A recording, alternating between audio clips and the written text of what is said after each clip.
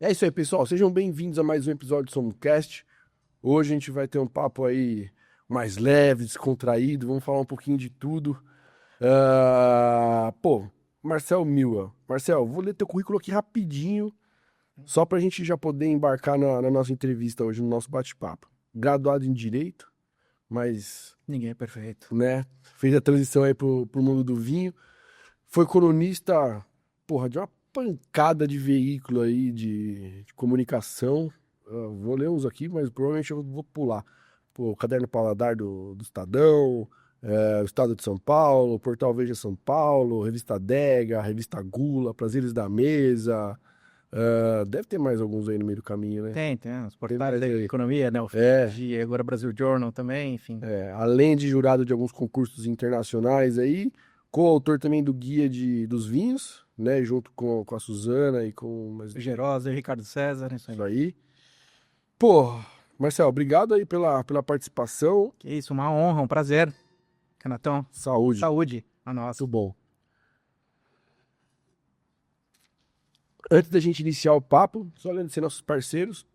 Trig Uva que mandou esse Campos de Cima aqui, Tosquia. Eu gosto desses rótulos mais criativos. Põe aqui, produção, pra nós. Aí, ó. Aí.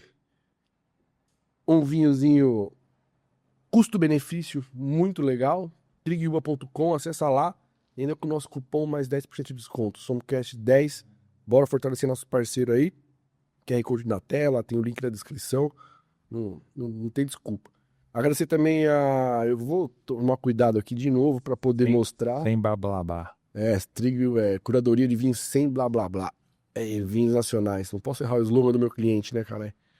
E aqui vou com muita calma, cautela. Vou colocar o dedo no queijo aqui para não virar o negócio, não sair enrolando.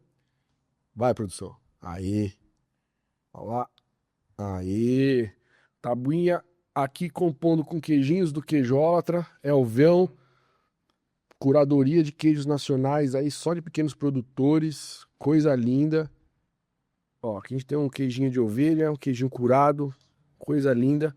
Acessa lá, tem cupom também, são Cast 10, 10% de desconto. QR Code passou aí, aponta o celular e acessa. E, pô, em Câneva, com essa charcutaria incrível aqui, só as pepinhas bem tratadas, coisa linda. O Gão Mãos de Fada, sempre representando aí com essa charcutaria maravilhosa. Manda o direct pra ele lá no Instagram. E é isso, fechou? Marcel, cara, tua primeira memória com o vinho. A gente começa o podcast geralmente com essa pergunta, cara. Cara, primeira memória com vinho. Possivelmente época de faculdade, com os vinhos. Reservado. Acho que até precedeu o reservado. Teve aquela época do vinho branco alemão, né? Da garrafa azul, e traumas. Reservado é mais moderno. Um pouquinho, foi um pouquinho, não muito mais moderno, foi um pouquinho depois, embora até que chegaram pelas mesmas mãos, né? Eram poucos players naquela época, mas foi de uma forma completamente acidental, incidental, talvez. Assim, acho que é uma descoberta, né, de bebidas, como a gente fazia, né, de cerveja ou de qualquer outra bebida. E então não foi nada marcante. Talvez a forma marcante, aí a gente já tem um salto, talvez pro final dos anos 90, começo dos anos 2000, e já foi de uma forma profissional, assim, a trabalho, uma demanda de trabalho. Então o vinho, para mim, nasceu de um perrengue, de um problema. Depois que eu me formei em Direito, eu tive um bar, um restaurante, e eu ficava a cargo das compras de bebidas. Só que não era, bem, contexto, né? São Paulo, final dos anos 90 e começo dos anos 2000, Vila Olímpia. Ali era um bairro que era tomado de galpões, então eram todas que a gente chamava de baladas, né? Casas noturnas e bares. A gente... Talvez a gente tenha se encontrado por lá, mas Possivelmente. tem muito essa região nessa época. A gente olha hoje, tipo, onde hoje é o Shopping Vila Olímpia, era uma casa gigante, né? Uma balada gigante, que era Gitana. Então eu tava muito ali perto. Só que era um bar que atendia esse pessoal jovem, né? Então era muita cerveja e destilados e alguns coquetéis. Só que o que acontecia, que é uma realidade até hoje, que a gente costuma brincar no mundo do vinho, o clima esfriava, as pessoas queriam vinho. Eu falei, gente, daqui é um bar pra molecada, não sei o que estão querendo vinho a essa altura do campeonato? Então eu falei, putz, eu comprava as bebidas, vou eu ter que ir lá comprar vinho. Chegava no lugar pra comprar, falava, naquela época nem sabia da estrutura, né, da cadeia do vinho aqui, que tinha um importador. A gente comprava de um distribuidor, né, não era nem a ponta da cadeia. Então, assim, já pagava um preço mais caro. A gente chegava lá, você tinha, com toda a limitação, né, do começo, do final dos anos 90, chegava lá, ainda tinha centenas de opções. Você fala, meu Deus do céu, sério que eu vou ter que comprar, ter que escolher aqui uma cesta básica para fazer uma carta de vinhos. Minha mãe mandou, pega uma Parabéns. meiazinha. Ou chegava pro distribuidor e falava, o que funciona melhor aqui?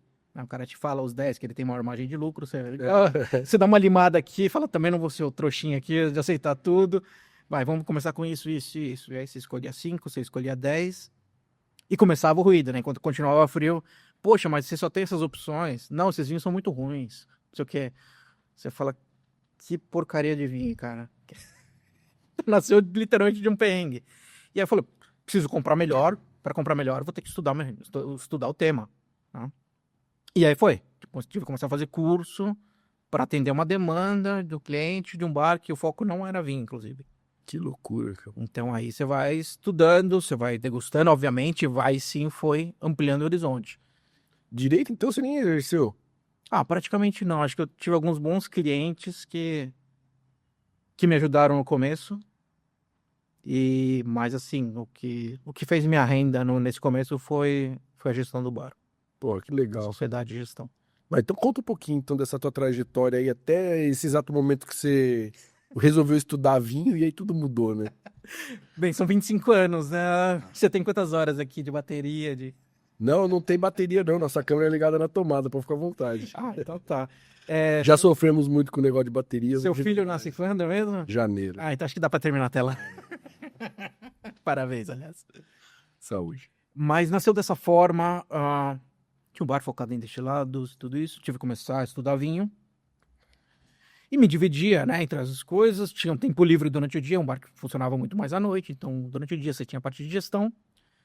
E eu tinha algum tempo para me dedicar ao estudo, né? Também estudava para concurso público na área de direito. Comecei a me dividir com isso. Começou a tomar um nível mais sério quando eu fui fazendo os cursos e colocando alguns vinhos no bar ali, embora não tivesse uma grande aderência com o público do que era a Vila Olímpia naquela época, exceto no inverno, obviamente. Mas tinha uma coisa pessoal de satisfação. E talvez o que foi o grande chamariz para mim, que para mim faz sentido até hoje, é a coerência. Talvez a coerência que faltava no direito, né, do que você estuda na teoria, o que você vê na vida prática. O vinho é muito coerente, né, do que você estuda, do que você prova na taça. Né? Então, quando a gente prova aqui, você fala, poxa, o que tem de acidez, o que tem de tanino, o que tem de expressão de fruta, tem a ver de uma forma que ele foi feito, tem a ver com o lugar que ele foi feito, tem a ver com a uva que foi feita. Proposta de valor, tudo. Então, assim, você não tem muitos atalhos no mundo do vinho, né? Tipo, cara, o que você fez vai refletir lá na frente. Uma coisa que o cara fez alguma prática ali, vai refletir lá na frente. Vai, total. Então, isso para mim foi apaixonante, assim, é muito coerente, faz muito sentido, né? Quando você pega desde o começo da produção até quando a gente abre aqui o que a gente encontra na taça. Então, aí a coisa começou a ficar mais séria, cursos, degustação. Obviamente, né, vem toda a turma que está nesse ambiente, né, naquele ambiente. Então, poxa, né, os professores, você se interessa por isso e tal, eu falo, tô começando a me interessar. Poxa, quer escrever alguma coisa? Você é da área do direito? Poxa, né, você tem uma noção de escrita boa, de leitura, quer tentar fazer uma matéria? Quer me ajudar a entrevistar, não sei o quê. Então, começaram a surgir pequenos jobs, assim, caindo para essa área jornalística. Foi correspondendo, falou, quer fazer a revisão de um livro? Ah, legal, foi fazendo a revisão de um livro. Até eu cheguei a fazer uma pós-graduação nessa área, aqui no Senac de São Paulo, na gestão de serviço de bebidas com ênfase em vinhos. Apesar de ser um negócio super longo, era uma pós-graduação bastante séria. E ali... Isso aí hoje ainda não, né? Oi? Existe essa pós ainda hoje? Essa pós virou um curso que chama Administração e Negócios do Vinho hoje. Tá. Naquele formato que era um formato bem diferente, mas que era muito legal. Ele tinha uma ênfase em vinhos, mas ele via todas as bebidas. Então era uma gestão de bebidas. Tava no bar ainda? Tava no bar. Então aproveitava para fazer tudo isso. E amplia muito o repertório.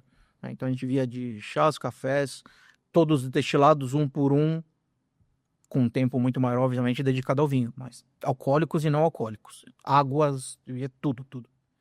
Então era um curso sensacional e era uma pós-graduação lato sensu. Desculpa. Essa parte é muito legal, né? Que é que você não começou a estudar vinho, o vinho veio no meio do caminho aí, né? Mas essas outras bebidas é muito legal, né, cara? A água, pra mim, foi um negócio muito surreal. E novamente, né? É coerente, né?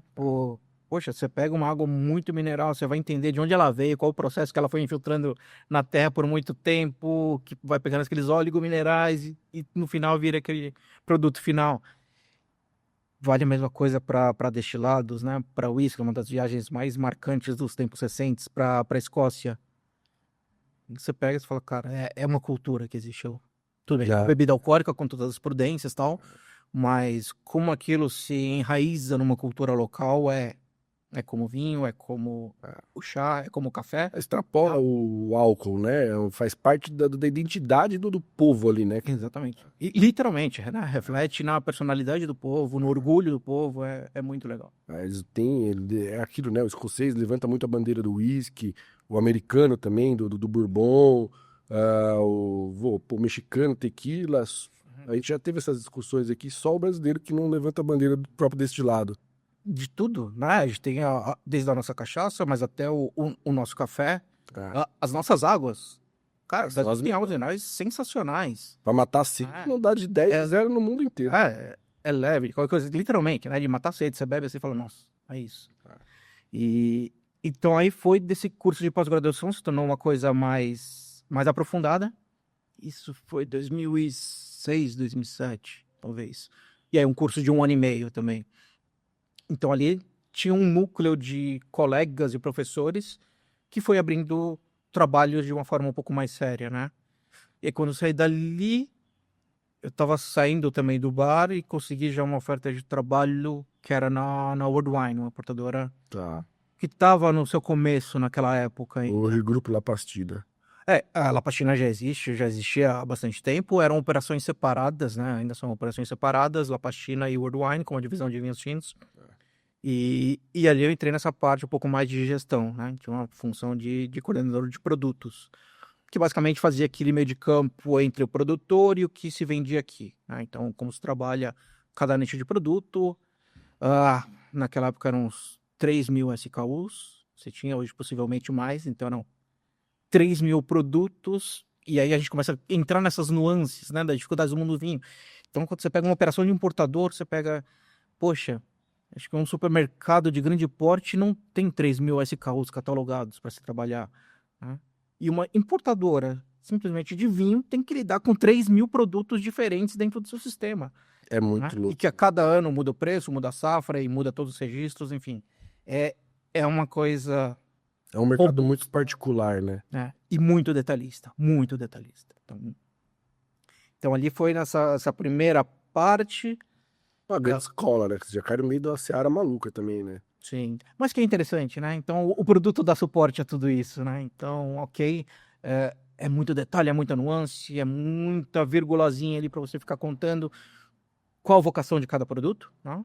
Ou qual o canal, aquela coisa dos 4Ps, né? Preço, produto, disponibilidade e promoção, onde você vai encaixar cada um, quais são os grupos de produtos, mas o produto é vinho, né? Afinal das contas. E aí, novamente, né? Você cai em pessoas, né? Em pessoas que você trabalha junto, e até os produtores, né? Você entra, são pessoas muito humanas, né? A gente tem um contato muito bom. Normalmente a gente tá falando de um agricultor, né? Então, uma pessoa muito simples, muito pragmática e muito humana. Então, começa a te ampliar o horizonte ali. É um relacionamento diferente, como se fosse um fornecedor de outra coisa, de outro mercado, né? Exatamente, né? Não é preço, volume, não é uma filosofia de commodity, né? É muito diferente, né? Isso é muito bacana. Então, essa foi a primeira etapa. A partir dali já começaram a surgir produtos, ofertas de trabalhos mais direcionados a jornalismo, de fato. Então, saindo ali, dentro de marketing, jornalismo, Grupo Adega, depois a partir dali, Prazeres da Mesa, algumas colaborações. A própria Gula, no começo de 2007, nas degustações, participava das degustações de Gula de 2007. E aí foi essa trajetória, assim, até... Assim, eu tinha um desafio naquele começo de carreira que era entender a cadeia do vinho. Quando você está no importador e entende a dificuldade de lidar com o produto, eu falei, ok, quero entender todos os elos dessa cadeia. Então, falou, primeiro, dentro do que é eventos, né? Então, no época eu trabalhei com o Jorge Luque, um jornalista talvez a maior referência. Talvez não, é a maior referência do mercado brasileiro, sem sombra de dúvidas. E é uma coisa... É um outro degrau e é um degrau talvez o mais alto do mundo do vinho, um nível global, e a gente tem um O representante respeito aqui. que ele tem, não é só aqui no Brasil, né? O legal é você ver o respeito que ele tem fora, né? Né? É isso que é muito legal. Tem uns episódios interessantes, assim, quando eu trabalhava, bem, o assistente dele, trabalhei com ele, e eu sempre conto uma história, intramuros, assim, com os amigos, que é, ok, preciso fazer uma matéria, o Marcelo fazer algumas pesquisas base para ele, falou, preciso fazer uma matéria da safra de Bordeaux, tô fazendo aqui sobre a comuna de Margaux, pega aí os relatórios de safra, não sei o que, vê o que você encontra dessa safra aqui. Pesquisei, não tem muita coisa. Ele ainda não tá suficiente, tá faltando, né, tipo, recheio aqui. Pera aí, ó. Fala aí vamos falar com o Paul Pontelier. Fala, Jorge. Paul Pontelier, cara, é o diretor do Chateau Margaux, né, na época, não sei o que, já falecido, mas na época. Como assim? Quer que eu pego e vou mandar uma mensagem pro Paul Pontelier? Ele, não, pode deixar que eu faço, então. Aí ele pegou o telefone, sempre pegou o celular, ligou, falou, pô, Jorge, tudo bem? Um cara, é isso, que ele pega o celular e liga na hora, velho, dentro de um fuso horário razoável, mas pegou o celular e começou a falar com o Pontelier, assim, na hora, né, e foi atendido e falou, tô fazendo aqui uma matéria sobre Margaux, como é que foi a safra de Bordeaux desse ano, né? E ficaram ali 15 minutos, aí eu fiquei sentado no sofá e falei, deixa eu digerir tudo o que aconteceu aqui. E aí você começa a ter uma noção, fala, cara, é gente dos acessos mais restritos do mundo, e o Jorge pega o celular e olha, tudo bem, olha, quer saber isso. Então, aí você entende o degrau do negócio. que as pessoas estão, né? E aí isso daí você tem que respeitar. Novamente, né? O vinho não tem atalho na produção, mas também não tem atalho nessa parte da comunicação e lidar com as pessoas. Isso é coisa então, que se assim, constrói. se conquista com muito tempo e com muita consistência. É. Então, isso a gente tem que respeitar e ovacionar, porque é um cara que tá lá. E nunca saiu de lá, né? Exatamente. Então, Não teve deslize, né? é isso. Você tem que ser Sólido. muito alto e muito consistente. Então, aí me surgiram boas experiências com o Jorge. Aí ele dava consultoria para Expo Vines, então vi tudo que era produção de feira. Tinha as degustações de top 10 na Expo Vines, então consegui ver um pouco do que é feira, evento, parte da importação que tinha antes. Depois foi pro jornalismo em si e acabou me pegando porque o jornalismo você tem um grande benefício, né? Você se torna um observador. É uma outra ótica, né? Tá aqui, você tem uma zona segura, a gente consegue observar o que está acontecendo no mercado. Então, seja evento, seja importação, seja venda, seja sommelierie, seja restaurante, tem essa posição cômoda, entre aspas, de ser um observador e ver como o mercado, né, como o jogo tá se caminhando. Então, essa é a parte muito interessante do jornalismo. E aí foi o que me pegou, né? Eu tenho a vantagem hoje de poder ser um observador de diversas engrenagens da cadeia e conseguir observar, né? O que está caminhando bem, onde está faltando, onde pode ser melhorado, enfim. E como que era esse mercado de jornalismo voltado para o vinho? Porque a gente está falando de basicamente 25 anos aí O mundo do vinho no Brasil mudou drasticamente nesses últimos 25 anos, né? Como que era essa realidade mais nos primórdios quando você começou aí? Eu acho que era um tamanho menor, mas o nível de engajamento de apaixonados era muito parecido. Tá. Então, assim, era um bolo com a receita muito parecida, só que de um tamanho menor. Hoje esse bolo cresceu. Claro, você tem outros canais de comunicação também, enfim, não existia essa febre, né, de YouTube, de comunicação, de rede social. Então, assim, dentre os canais disponíveis para se comunicar, né, a parte mais importante era o impresso. O digital era uma outra coisa, algum dos grandes portais na época, né, que tinham um pouco mais de investimento para ter um canal online. Mas a representatividade era... Nem se compara do online com o físico naquela época. Assim, não, o impresso que de fato tinha força. Né?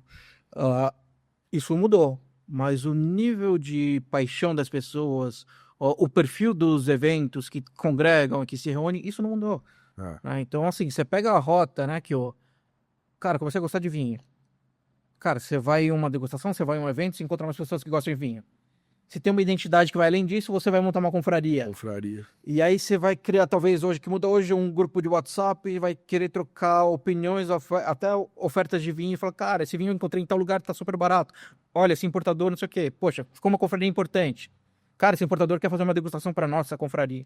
Cara, tudo isso daí era como era antigamente. Acho que hoje esse bolo aumentou. Mas a rota, né, que o consumidor apaixonado por vinho segue, acaba sendo igual. Né? Aí você fala, poxa, não, então vamos já juntar restaurante, dar comida e vinho. Tá lá, comida e vinho. Fala, nossa, como esse vinho melhora com essa comida e tal. Poxa, vamos dar um passo além, vamos viajar para algum lugar? Pô, que lugar? Ah, um lugar que tem produção de vinho, que tem vinícola. Então, cara, a rota era essa, a rota continua sendo essa e continua sendo apaixonante tudo isso. Só que hoje essa escala é muito maior. Muito mais gente viajando. Fala, claro, você tem um pacote, né? Mais informação acessível, né? Informação acessível, as pessoas também compartilham muito mais. Então, assim, a massa do bolo cresceu. O ciclo, né? A forma acaba sendo mais ou menos parecido do que era, mas é um pacote grande hoje em dia. Eu pulei essa parte da confraria, cara, você acredita? Eu nunca consegui fazer. Porra? Ah, questão de tempo, né, mano? Eu me formei pela ABS porque eu fiz online. Se tivesse que ir físico lá, não tinha me formado também. Mas te faz falta? Confraria? Ah, Não. não, esse é o ponto, né? Acho que talvez um dos problemas modernos hoje em dia é que, como a gente tem tanta coisa acontecendo no mundo do vinho, as pessoas sentem falta, né, de estar em um lugar. Tem o tal do FOMO, né? Ah, se eu não tenho uma confraria, meu Deus do céu, não vou ser aceito pela comunidade. Ah, não consigo ir em todas as feiras, não vou me convidar mais. Oh, calma, cara. Segue a sua velocidade, né? A gente costuma brincar, o vinho é slow motion por si, né? Produzir vinho demora muito tempo, né? Seja da videira, seja da produção, seja o tempo que precisa estagiar, né?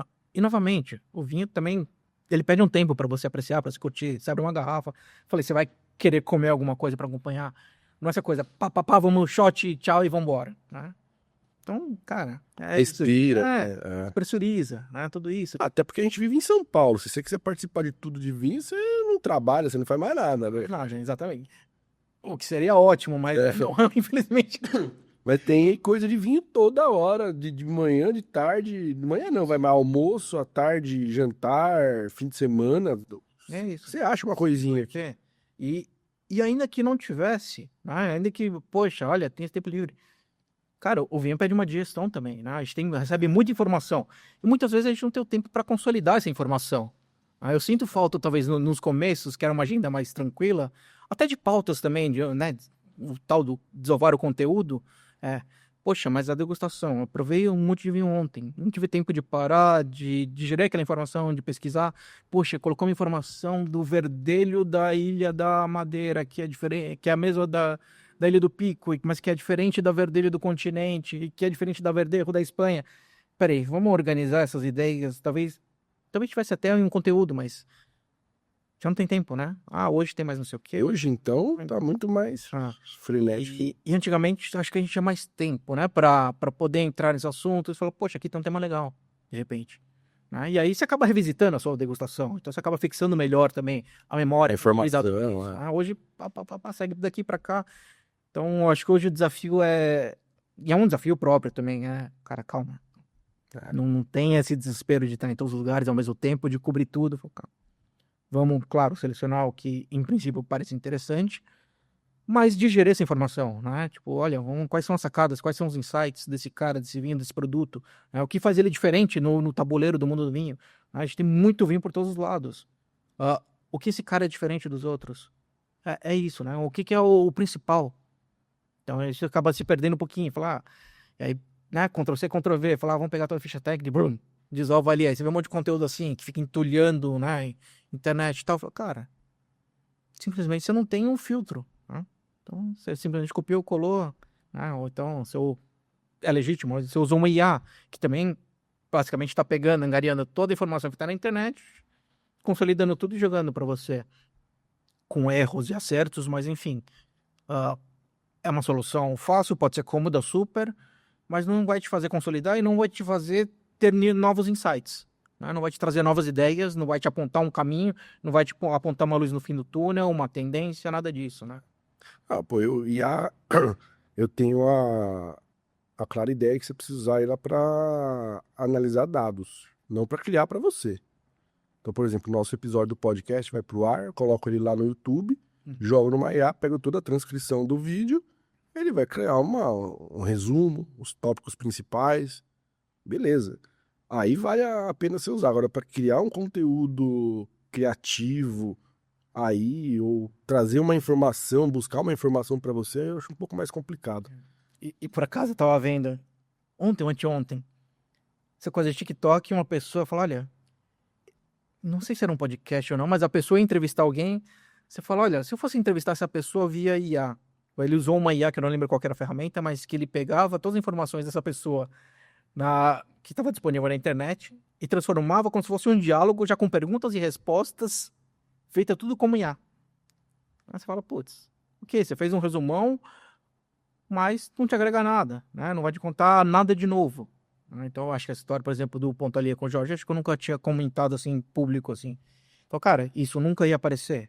Né? Talvez, ok, o currículo ia ajudar, né? Vai ser uma ferramenta, olha, o Marcel fez isso, passou por aqui, por aqui, por aqui. Beleza. Mas o resto aqui a gente vai desenrolando. Né? Acho que essa é a graça do Não, negócio. total. Pra mim, IA é gerenciar volume, mano. Você tem muito volume pra, tipo, imagina, pra fazer um descritivo de um episódio de 2 horas. A pessoa tem que ouvir 2 horas e ir fazendo anotações, tópicos e tal. Pô, a IA me ajuda ali rapidinho, eu vou, pego o conteúdo, aí eu vou em cima disso, trabalho, né, o que eu vivi aqui no processo, ajusto, principalmente nome, né, essas coisas aí, a IA caga pra caralho. Sim. E aí a gente vai... Cara, pensa que no começo as entrevistas era tudo literalmente essa na unha. Era play, pause e ficar decupando áudio de entrevista na unha e ficar digitando. Cara, eu decupei muita fita na minha vida. É, Quando eu era estagiário, os primórdios da minha vida lá com meus... Eu devia ter uns 15 anos de idade. E trabalhava numa editora. Isso já faz 23 anos, aí, uns 23, 24 anos atrás.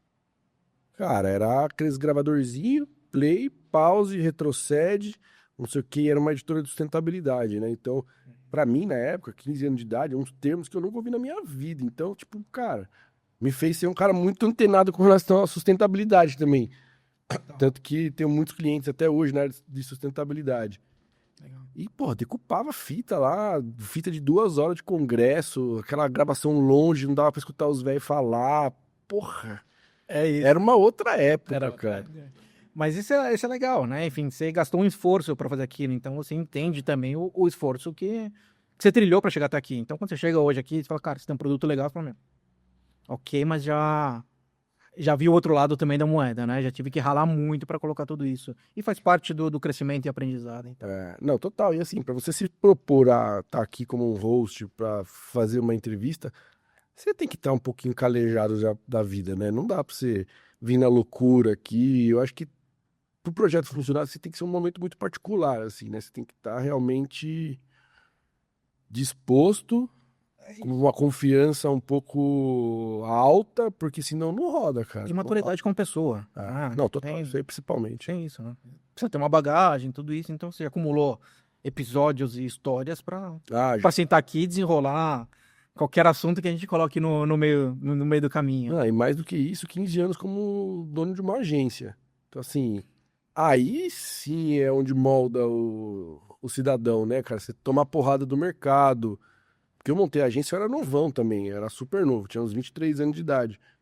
Não sabia nem o que tava fazendo na face da terra. E lidar basicamente com gente também. Né? Não, total. E aí, cara, é isso que eu sou hoje, né? Tudo que o mercado me fez, né? Tipo, tudo aquilo que eu aprendi na porrada. Claro, estudei pra caralho, me especializei em várias coisas, mas não tem uma escola melhor do que o mercado, né, cara? Você colocar a cara a tapa e aprender. O cara na rua ia apanhar. É isso aí.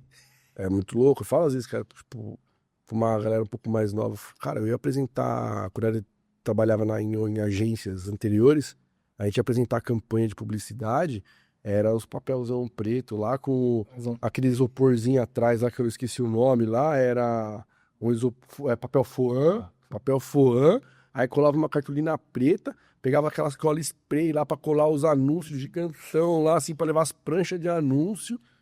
Cara, Isso. tinha cabelo na época ainda, grudava aquela cola spray no cabelo, era um E pra tomar um não, assim, ainda, né? Você fala, porra, caneta... campanhas incríveis, aí o cara falava não, aí depois aparecia as campanhas na rua, lá tinha um pouquinho da tua campanha, um pouquinho da campanha de fulano. É isso que Isso é calejada. É. Já, a gente vai ganhando casca, né? Vai perdendo cabelo também, mas vai ganhando casca. Nossa, cabelo já foi. Agora eu sou muito contente com a barba branca aqui, que tá dando um estilo mais... E por respeito. É. Ô Marcelo, e qual que era a tua linguagem, assim, mais de escrita? Porque o mundo do vinho tem essa complexidade de você conseguir traduzir esse universo complexo para um público mais amplo, assim, né, cara? Novamente, acho que é um tema que vai se transformando, né? O mundo do vinho vai mudando e a gente vai mudando, né? Também como pessoa. Obviamente, quando eu vejo, e eventualmente eu faço esse sacrifício de ver meus textos de antigamente, e é como você, talvez seja para você olhar seus vídeos de antigamente, você fala, putz, o que eu tava fazendo, meu Deus. E o meu antigamente, um ano atrás, já é desesperador, já. Ah, mas quando você lembra da sua época de agência e tudo Ah, isso, não, fazendo seus tá trabalhos, você fala, cara, o que eu tava fazendo isso? Ou por que eu tava fazendo?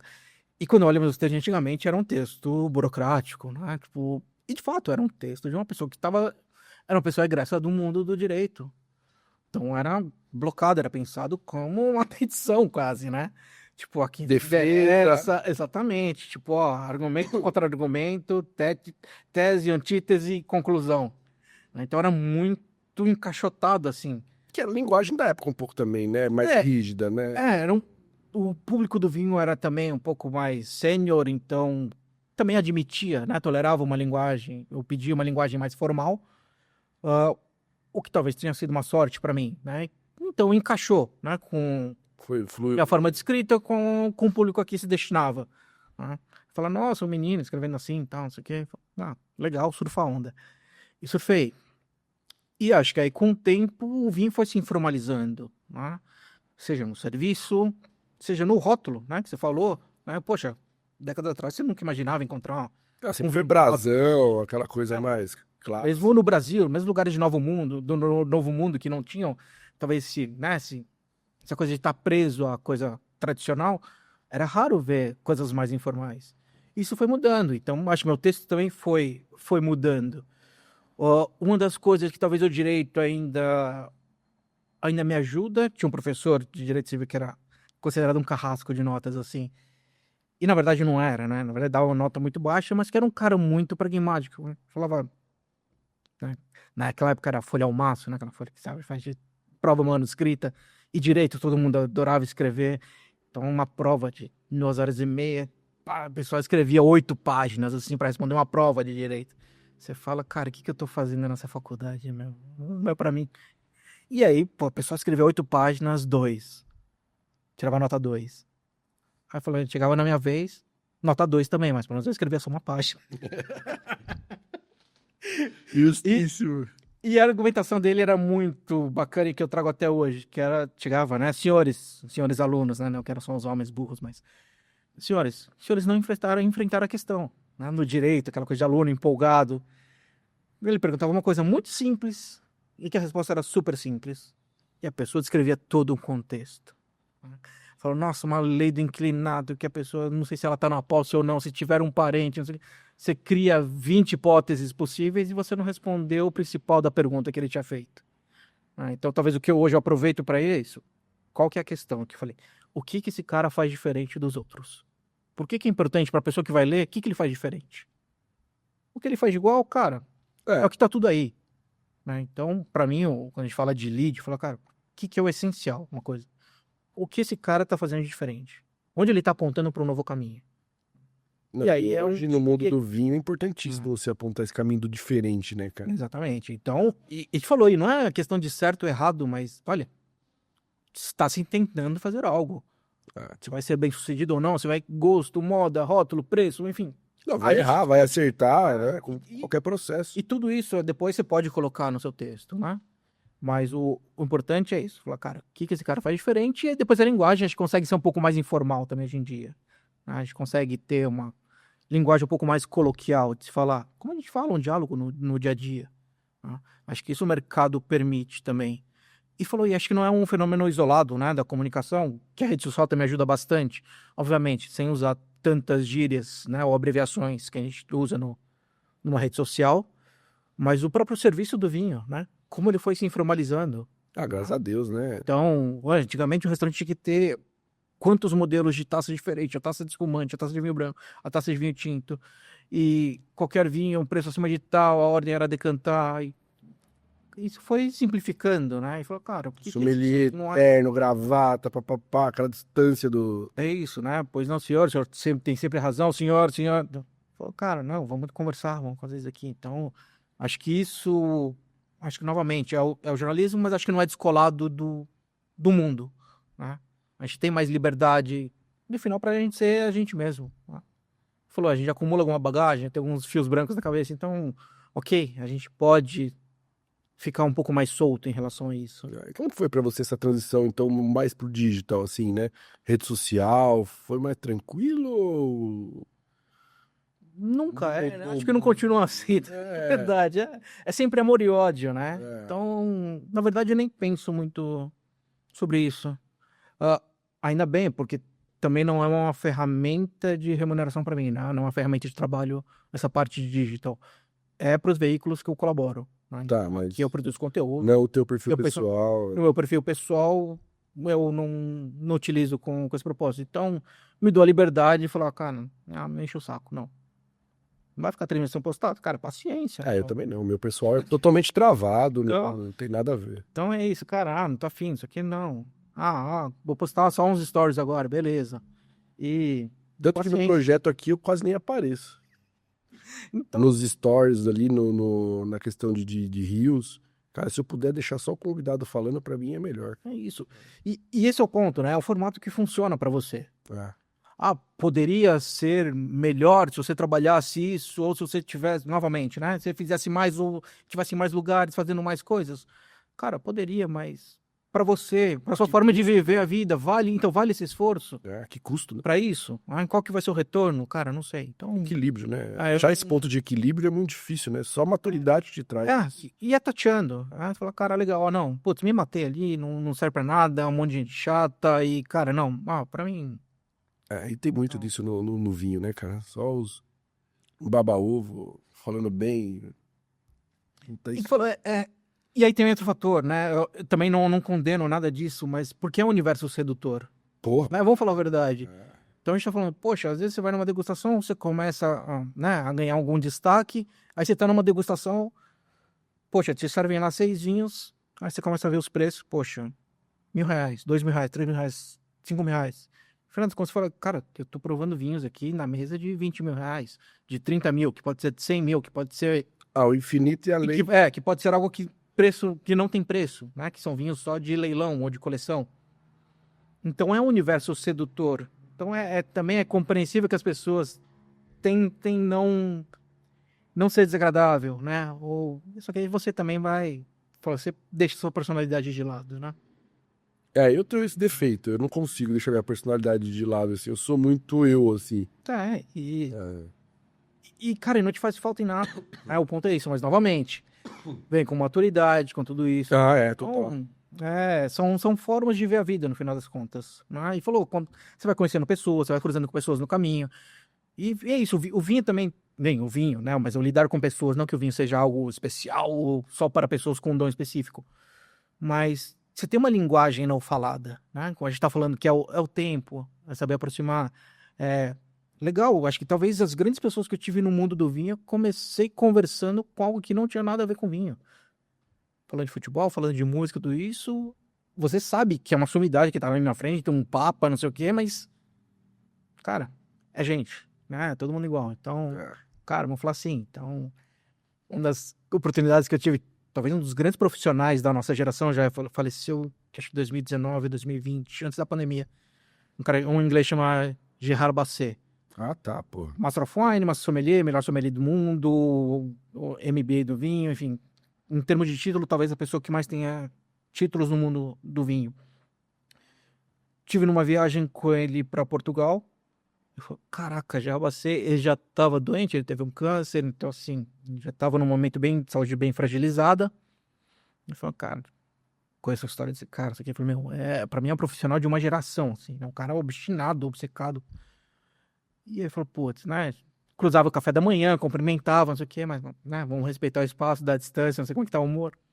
E nessa viagem tava o Dirceu Viana, né, o brasileiro também, o Master of Wine, falou, porra, Dirceu, você conhece o Gerard, não sei o quê?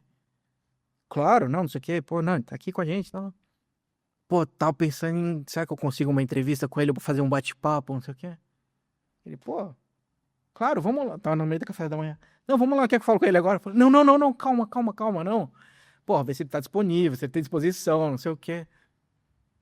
Ele, tá bom, tranquilo, eu falo com ele lá, depois a gente marca. E foi isso, falou, daí foi lá com ele, falou com o Gerard.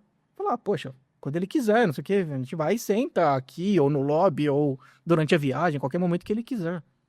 A simplicidade dessas assumidades é muito legal, né? É isso, e foi assim. E quando eu sentei com um cara, né, assim, tremendo, você falou, cara, como não parecer um idiota frente a uma sumidade no mundo do vinho. E o cara começou a falar, simplesmente falou, acho que ele tava nervoso, ele começou a falar. Uma coisa, porra, não, vamos falar de futebol, vamos falar de música. Não sei. E a gente ficou uma meia hora falando só de. Quebrar o gelo. Né? Não digo amenidades. E aí você começa a entender o perfil da pessoa, né? E aí o cara começa a falar, o cara conhecia o futebol brasileiro como um brasileiro. Sabe, a escalação do Brasil de 62, de cabeça. Isso fragilizado, com a saúde fragilizada. Né? De músicos brasileiros, de escola de bossa nova, de chorinho. Você fala, cara, tipo, era pra você me acalmar, você não tá me acalmando. Nem eu sei o que você tá falando. Você fala, cara, como assim? A resposta ficou maior ainda. Mas foi muito legal, assim. Aí o cara começa a conversar com você, putz, é muito natural e é muito tranquilo. E ele fala, não precisa ter essa pressão, sabe? Pra querer ser o melhor ou pra ter tudo, não sei o quê. Cara, foi o caminho que eu encontrei. Aí cara, não adianta você tentar ser um Hugh Johnson, não adianta você tentar ser um Gerard Basset, não adianta você tentar ser um Ronaldinho. Você tem que achar o seu twist, né? Qual que vai ser a sua sacada pra você se destacar no mercado. No caso, a gente tá falando de sommelier, né? Então, a gente tá falando do ofício de sommelier e tal. Falou, cara, o mercado muda a todo momento. Total. E não tem, falou, não tem essa coisa do certo e errado, os clientes mudam, o perfil do cliente muda, né? O serviço do vinho muda, o preço do vinho muda, que ele vai comprar, como ele vai montar uma carta. Nunca baixa, mas só muda pra cima. Infelizmente é isso. Então, assim, as grandes pessoas do mundo do vinho, assim, ensinaram muito, assim. Quem mais pequenininho igual o Gerard Basset você entrevistou aí? Putz, das coisas recentes, assim, obviamente, a memória é um tema delicado. Falei, nossa memória tá aqui hoje em dia, né? Então tá comigo aí, porque minha memória tem mais desgraça. A gente tem essa desculpa. Tem um cara, poxa, vamos falar de um cara que é vivo e que estava aqui no Brasil há pouco tempo e passou quase despercebido. Tem um cara que chama Christopher Cannon. Ele faz dois vinhos na Espanha, né? Ele é dono da propriedade, chama Clos Figueres, no Priorato. E tem um outro vinho que ele faz com outro sócio que chama Espetáculo, que é na parte baixa do Priorato. Esse é um senhor que já tá com, acho que, os seus 70 anos. E é um cara que observou o mercado inteiro do vinho. Antes de ter a propriedade no Priorato, ele tinha uma importadora, né, um distribuidor de vinhos para o mercado europeu e mercado norte-americano, que chamava Europvan. E ele criou uma reputação e a força de distribuição de marca muito forte. Então, assim, desde distribuir Romanée Conti, Vega Sicília, Leflaive, tudo embaixo do seu braço. E isso levando tudo para o mercado americano e outros mercados europeus. Então, todos os grandes produtores, os ícones da Europa, Tava embaixo do guarda-chuvinha. estavam no guarda-chuva dele. E, novamente, é uma pessoa muito humana de conversar e relacionar tudo isso. E esse cara estava no Brasil, e aí, essa coisa, tentando consolidar em uma hora de conversa, falar, um cara que pegou toda a era Parker, subida de era Parker, falou, cara, eu tive o privilégio, toda vez que eu ia para os Estados Unidos, podia me sentar com o Robert Parker, e éramos amigos e conversávamos, né, tipo, fora da parte do trabalho também.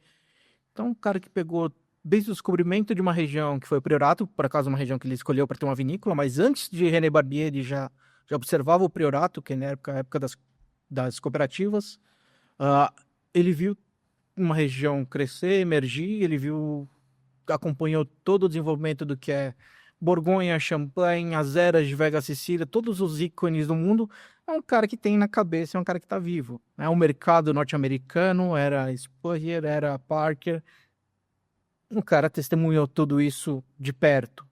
né? E sendo respeitado e tendo acesso privilegiado. E ele tava aqui no evento do Encontro Mistral, e foi curioso que eu falei, tava falando com a assessora da Mistral, poxa, né? Tipo, vai ser um cara super demandado, né? Como é que eu vou achar alguma coisa exclusiva pra falar com ele? Aí eu fui falar com a assessora, quantas pessoas pediram entrevista com ele?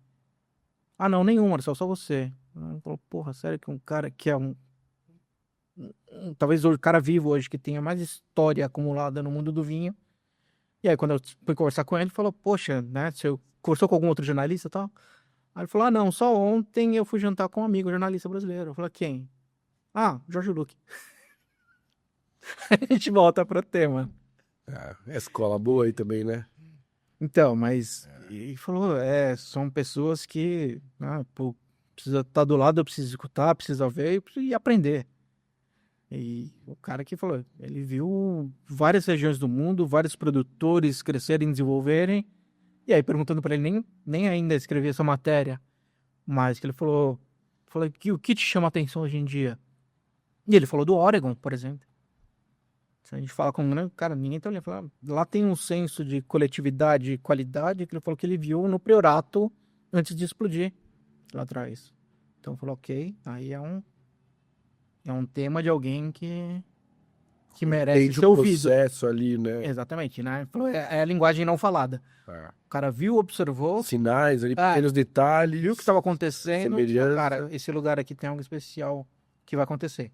Não tem só a ver com qualidade do produto. Não. Tem qualidade de produto, mas tem um senso de associação, tem um querer fazer bem, tem essa coisa, tipo, não é a grama do vizinho que é mais verde, mas a gente trabalhar junto, a gente vai chegar lá. Então, esse foi um dos casos recentes de grandes pessoas do mundo do vinho, assim. Mas do próprio, né, ainda no Priorato, mas aí foi na Espanha, mas um encontro surpresa com o René Barbier, né? Então, foi o cara que juntou, né, as pessoas, né, na década de 70, juntaram alguns produtores, investidores para apostar no Priorato, que é uma região que estava meio abandonada, para redescobrir aquela região como potencial de produção da família René Barbier da família de Rioja, viajava muito para o Priorato, conhecer a região, fala que tem um potencial. Juntar um grupo de produtores, aquela onda meio hippie até, falar vamos para lá e vamos ver o que dá. Então é o cara, basicamente, o fundador, o refundador, né, do que é a era moderna que a gente vê hoje do Priorato. Eu tinha ido ao Priorato, tinha visitado vários produtores e ele não estava lá na semana que eu estava. Então visitei vários outros, foi sensacional. Ia terminar a viagem em Barcelona, voltando para Barcelona. Quando eu estava em Barcelona, fui entrevistar um cara que é distribuidor de vinhos, né, importador e distribuidor, também uma sumidade no mundo do vinho. Talvez o que o Christopher Cannon, esse cara que eu te falei, era naquele passado, esse cara é hoje, que chama Quinvilha. Tem uma loja que chama Vila Viniteca, Barcelona e Madrid. Também, todos os grandes produtores do mundo do vinho estão embaixo da sua asa ali, para distribuição. Então ele tem contato com todos os produtores do mundo. Falou, vou entrevistar ele, que é um cara que conhece muito. E ele falou, Marcelo, como é que foi sua viagem no Priorato? Falou, foi sensacional, só faltou René Barbier. E, tá bom. Então, tá bom, a gente entrevistei e falou, vamos almoçar depois ali no restaurante aqui perto, a gente vai a pé. Ótimo. Aí chegou no restaurante. Convidei um amigo. Quem, né? Quem? O próprio René Barbier. Ele tava no Priorato, o cara pegou o carro, andou 1h30 pra estar aqui pra almoçar com a gente. Aí você fala, para, né? O mundo do vinho é foda, né? Para, né? Você não fez isso. Você fala, cara, não, é só um jeca do Brasil aqui querendo entrevistar. E ele falou, e aí você entra você já rompe barreiras, né? Você já quebra todo aquele gelo de se apresentar e de fazer as perguntas certas, né? De não ser afoito. Então ele já chegou num nível muito pessoal, assim. Então foi muito, muito legal. O cara falar de como ele descobriu tudo, de equilíbrio, de, né, a aproximação com biodinâmica, que ele viu na prática, né? Que é um lugar que é uma ilha isolada ali, então você não tem nada de poluição. Então vê como muda o comportamento de um vinhedo para o outro. Todo aquele blá blá blá que a gente vê no mundo do vinho. Mas um cara com 30 anos de bagagem que viu tudo isso acontecer e pôde medir ali, ainda que empiricamente, né, de ficar olhando sem dados técnicos, mas que viu tudo isso acontecer. E no final a gente quase matou o cara também. Naquela época, foi coisa dos anos 2000 também, tava aquele auge do Gin Tônica em Barcelona, né, que foi uma... E aí, terminou a refeição, 15 vinhos, o cara trouxe uma vertical de Mogador, não sei o quê. O espetáculo aí também, que ele era muito amigo do Christopher Cannon. 15 vinhos, todo mundo já animado. E aí, no final, tinha aquela coisa de terminar a refeição com gin tônica. Depois de tudo isso, eles terminaram com gin tônica. Caramba. Valente. E aí tava lá, né? Eu só nas bicadinhas, No né? máximo Parcimônia, só tônica, passa né? em balão assim, né? Bujudona, assim. Só que aí acho que ele não se ligou, né? E também já é um senhorzinho mais idoso, acho que não tava muito dentro da onda dos bares ali de Barcelona. Ele achou que era água. Ele catou já. Mas assim, afinal, não sei o que, tô com sede. Mas que deu umas 3 goladas, assim, que ele ficou uma meia hora tossindo. Assim. Seco, né? No... Dependendo de como você uma tá. quantidade boa. Então, assim, ele começou a ficar vermelho, roxo, pink, mais ou menos com esse filtro que a gente tá aqui. E começou a tossir sem brincadeira nos 5 minutos. Falei, cara, o cara vai ter um treco aqui, filho. Já pensei na editoria, matei. É isso. Mas foi um grande cara. E, poxa, aí tem muita... Falei, dá pra gente ficar aqui horas e horas falando de personagens interessantes e fascinantes do mundo do vinho. Você puxou ali também, tinha fácil acesso ao Parker, né? E o Parker, um deus ou um demônio pro mundo do vinho aí? Cara, eu acho que é muito mais Deus que demônio. É. Né? O que ele fez para o mercado de reverberar a voz é inegável. Né? Claro, aí a gente pode entrar nas egotrips, né? De um crítico, né? Esse detrator, fala, ele faz aquilo, ele representa um gosto. Cara, todo mundo representa um gosto. Se você provar, se você virar uma super estrela, você vai deixar seu gosto de lado? A gente acabou de conversar e falou, cara, você pode ser você mesmo hoje em dia. Aí eu posso adotar minha linguagem também hoje em dia. O problema é quem vai junto com o lobo, né? As ovelhas que vão junto, né? E não Então, pensam, né? E se você pegar as descrições, aí é uma interpretação minha, tá? Se você pegar as descrições, esquecer um pouco dos números e olhar das pontuações e olhar as descrições que o Parker fazia, né, quando era a anotação dele, de fato, dos vinhos, são descrições muito precisas e muito detalhistas. Não, era muito boa. Tinha informação muito boa ali, informação muito consistente. Obviamente, um número resolve de uma forma muito mais rápida, né? Tipo, dá o punch ali. E, obviamente, aí você tem o comércio do vinho. Fala, cara, talvez é mais fácil você vender uma pontuação do que colocar todo o textão do que o cara descreveu. Cara, é muito bem pro mercado que ele atuava, né, cara? O americano adora uma pontuaçãozinha, uma medalha, né? É o caminho fácil? É o caminho fácil. Quem se dá o trabalho de, além da resposta fácil e ver ali os detalhes, era muito consistente e muito coerente. Lógico, falar, aí é a interpretação, falar, aí é o tempo da digestão, né? Você tem que ter o tempo para ler e o tempo de entender. Falar, legal, ele representa um gosto dele. De fato, ele tinha um gosto para isso, enfim, colocou, né, em voga até alguns enólogos. Foi junto com Michel Rolland, né? Foi junto com a ascensão de Argentina e vinhos mais extraídos concentrados. Tudo isso é fato. Agora, isso faz a pessoa um diabo? Não, fala, cara, ele fez o trabalho dele. Ele escreveu de acordo com a consciência e o gosto dele. Agora, como foi projetado, tudo isso, cara, não tá no seu controle. Vou falar, não era bem isso que eu quis dizer. Imagina ele fizer isso 1 milhão de vezes para cada mão interpretação do trabalho do cara. Então é isso, é igual, sei lá, seu podcast explode aí, cara, adeus Flow, agora é Soundcash. E aí você vai preocupar com todos os recortes ou todos os reacts vão fazer do seu, e se tiver milhões. Imagina, se você vai parar o seu tempo vai ter vários cortes de várias cagadas que eu falo aqui. Tá bom, eu não vou te deixar sozinho nessa. Minha esposa fala que eu sou a pessoa mais cancelável da face da Terra, que ela não sabe como eu montei isso aqui. Cara, ainda assim, se chegar lá, legal, vamos, né, vestir a carapuça do cancelável. E de fato acontecer. Você vai atrás de 1 milhão de pessoas que vão te denunciar ou que vão fazer um react de alguma coisa sua? Cara, não, faz seu jogo. O Parker fez o jogo dele, então assim... Muito bem feito, né? Cara, novamente, é minha humilde interpretação. Mas, cara, ele foi ele. Né? Ele foi coerente com o que ele fez. Nossa, eu falei, você pega as descrições dos vinhos, são muito coerentes. Né? E são minuciosas. Então, cara, ele fez. Agora... Pra mim, a maior capacidade, assim, dele, assim, é desse negócio de destrinchar o vinho. E mais do que isso, é conseguir destrinchar vinho em barrica, cara. Vinhos tão cedos, né? Com tanta concentração e tão cedo. Pra mim, aquilo era incrível, assim, sabe? Tipo, era... De fato. E eu tenho uma dificuldade muito grande, assim, de conseguir imaginar como que o vinho vai se portar. Um enólogo que tá no dia a dia ali é uma coisa. Nem Agora, o mundo. é O muito mundo não tinha. louco, cara. Aliás, isso foi o que projetou o Robert Parker para o mundo, né? Quando ele fez essa avaliação prévia da safra 82. É. E que toda a mídia europeia estava colocando com uma safra, né? Muito calor, muito concentrado, tudo isso. O Parker falou, não, aqui tem algo muito especial. E com o tempo se provou que de fato era algo muito especial. Claro, com concentração, com calor, É, tudo com a isso, pegada que ele gosta. mais vinhos longevos. É. E claro, e depois os próprios Álcool, fruta. outros avaliadores seguiram e falaram, olha, são vinhos que vão durar décadas. Aí acaba sendo uma métrica de avaliação. Falou, cara, são vinhos realmente excepcionais. Então falou, tem que respeitar esse cara aqui. E aí, só como curiosidade também, esse ano, dentre essas figuras ilustres do mundo do vinho, o Michel Rolland esteve aqui no Brasil. E, novamente, tive o prazer de sentar e conversar com o cara.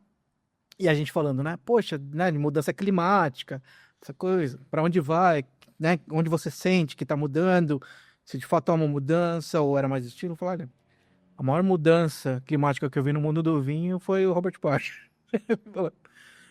Disso, né? Da indústria acabou se moldando ao gosto dele. Agora, se é causa ou consequência, aí a gente pode debater. Falou, para mim ele fez o trabalho dele. Agora, a indústria, de fato, se moldou ao gosto dele, porque ele se tornou uma pessoa muito influente no mundo do vinho. A indústria deu amém pra quem vendia vinho pra eles, né? Sim, então assim, agora, ele é culpado, ele é a causa? Não, né? Ou pelo menos eu não atribuo, né, isso. Não, total, é que eu gosto de provocar isso daí, porque eu acho que ele fez um trabalho incrível, assim. Erro de quem segue a linha dele fez tudo igual, né? Acho É isso. A gente pode não gostar ou não concordar com o estilo de degustação dele, agora, ele é muito consistente, muito coerente. Tem uma frase dele que eu uso muito, que é nenhum vinho vale mais que $100. O resto é escassez e marketing. Oferta e demanda. Oferta e demanda. Pra mim isso é... Tudo bem que $100 hoje é caro pra caralho, mas... 600, 700 pau num vinho, dependendo. Mas eu acho que além disso, cara, não tem justificativa a não ser marketing e escassez. Por custo de produção, Custo de né? Uma frase produção. que eu peguei muito naquele Parker Wine Guide lá. Você pega lá, olha, por custo de produção, o teto é esse. O que vem a partir daqui é a especulação do mercado da porta para fora. É. E de fato é isso, né? Não, total. E, pô, vamos entrar um pouquinho então mais nessa questão de degustação aí, né? Eu sei que você... a gente vai falar daqui a pouquinho do guia aí, mas tá degustando muito? A gente degustou bastante coisa esse ano. Bem, a gente publicou 500 guias só nesse guia, né? Enfim, para 500 vinhos para colocar nesse guia. Mas o dia a dia, não, você acompanha, acho que tem muitos colegas de profissão que acompanham também, a gente tem degustações diárias, né? Então, tranquilamente, diariamente, você tem a oportunidade de provar pelo menos 10 ou 15 rótulos por dia ao longo do ano. Aqui é um trabalho à parte, mas que a gente também degusta no ano para produzir esse guia, o que dá uma turbinada nesse número. Mas que eu falei, aí é só um número também, né? Então a gente pode voltar para a questão da pontuação de Parker ou o número de amostras degustadas. É muito mais, acho que para mim conta muito mais a interpretação que você consegue fazer disso do que o número de vinhos que você degusta, obviamente. Não, total. Porque são vinhos, hein, bicho?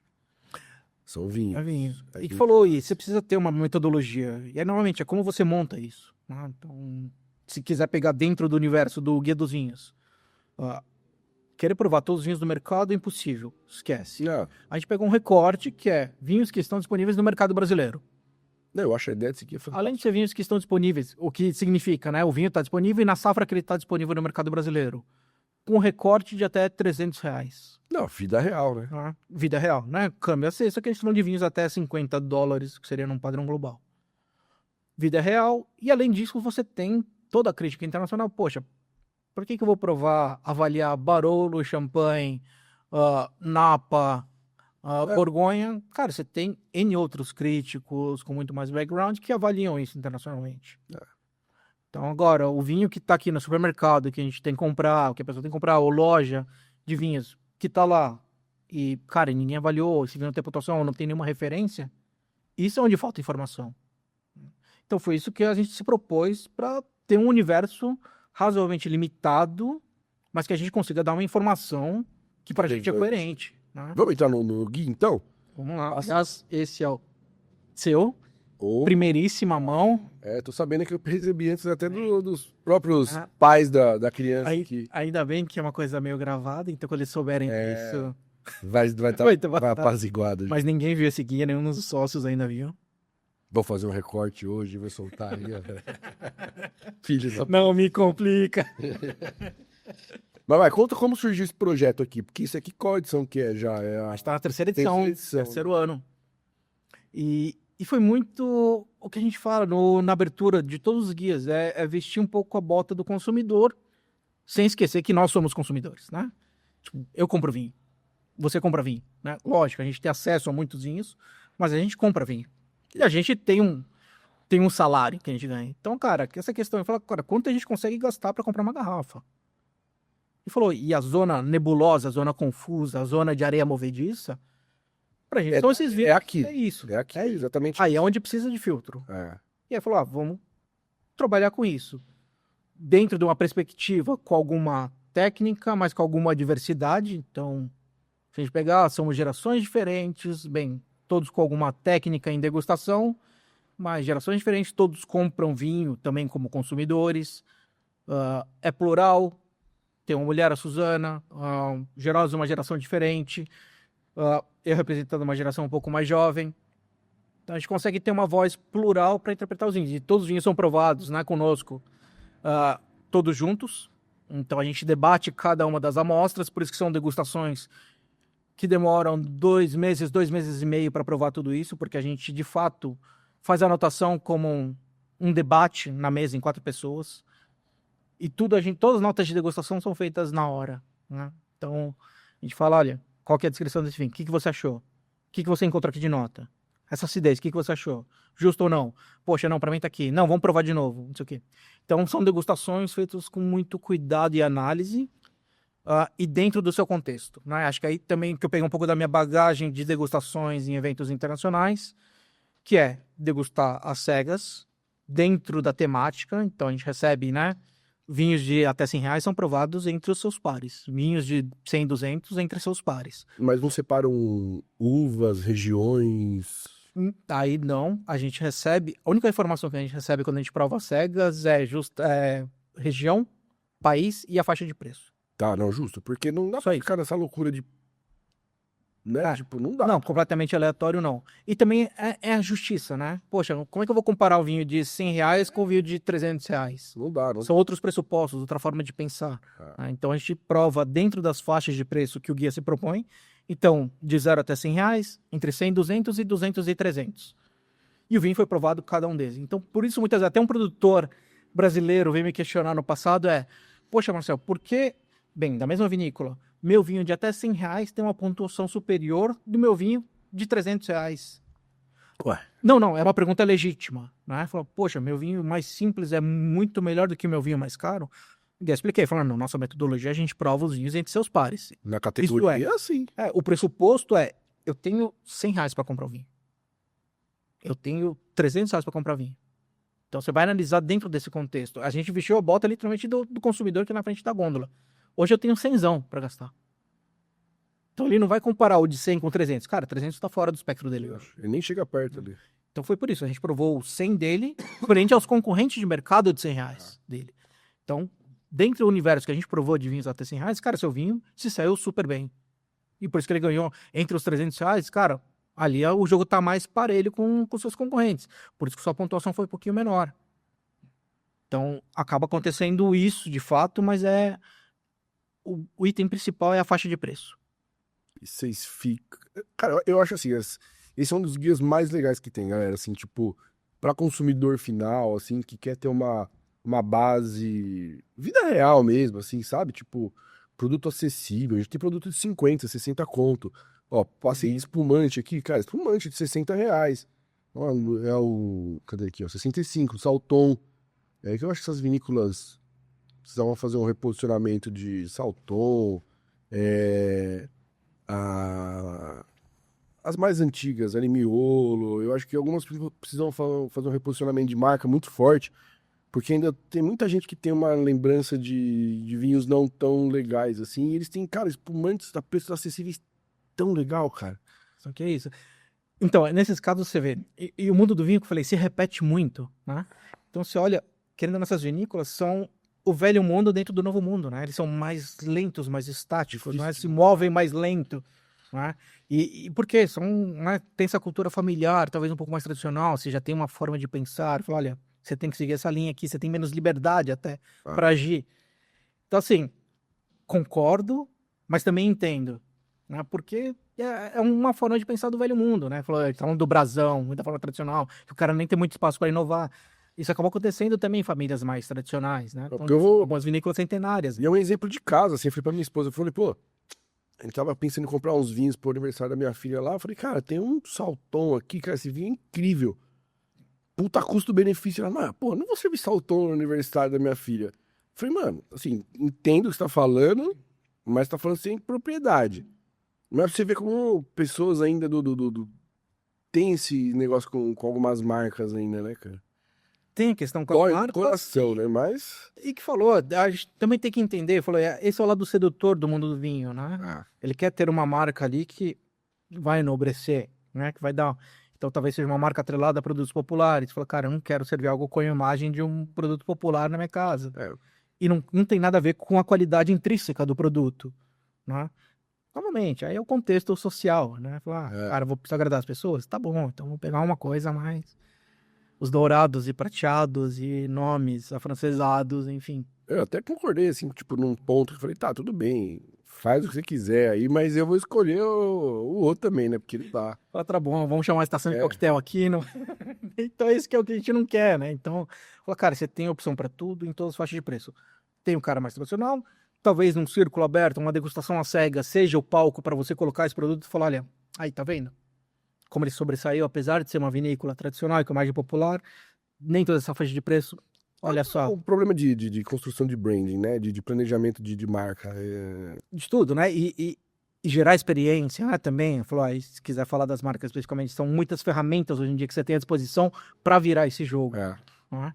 Então, assim, é ter a disponibilidade, o tempo e a vontade para se fazer isso, né? total. E, pô, fala um pouquinho do critério que vocês têm pro vinho entrar e não entrar no guia, porque eu sei que tem gente que não entra aí, né? A gente até que é bastante flexível nesse caso. Ou a nota de corte para entrar no guia é 85 pontos. A gente pode entrar na questão das pontuações, o que 85 hoje é uma nota assim, quase execrável no mundo do vinho. Pra gente é uma nota ainda justa. Então você tem vinho de 86, 87. Muito crítico aí que se perdeu no negócio de nota, né? Eu sempre falo um negócio que as notas tem que começar por baixo e aumentando a nota conforme a qualidade, coisas que a gente tem ali. Se, Novamente, é um tema bastante subjetivo. Você tem as réguas, né? E os porquês de qualidades e defeitos. Mas pra mim a régua, eu lembro, poxa, quando eu tirava 85 numa prova, porra, eu ficava felizão. cara, eu tava rojão. Se eu tirasse, meu, 85, nos 2 primeiros bimestres eu tava com um ano feito. Eu falei, cara, tá bom, pode sossegar agora, no segundo semestre inteiro, quase. Tira a média agora só. Então você fala, poxa, então assim, para mim é um pouco isso. Claro, o mercado e alguns críticos foram muito bem sucedidos levantando essa régua da pontuação. É legítimo, é uma regra dos caras, questão mercadológica de cada um, respeito, cada um faz o seu jogo.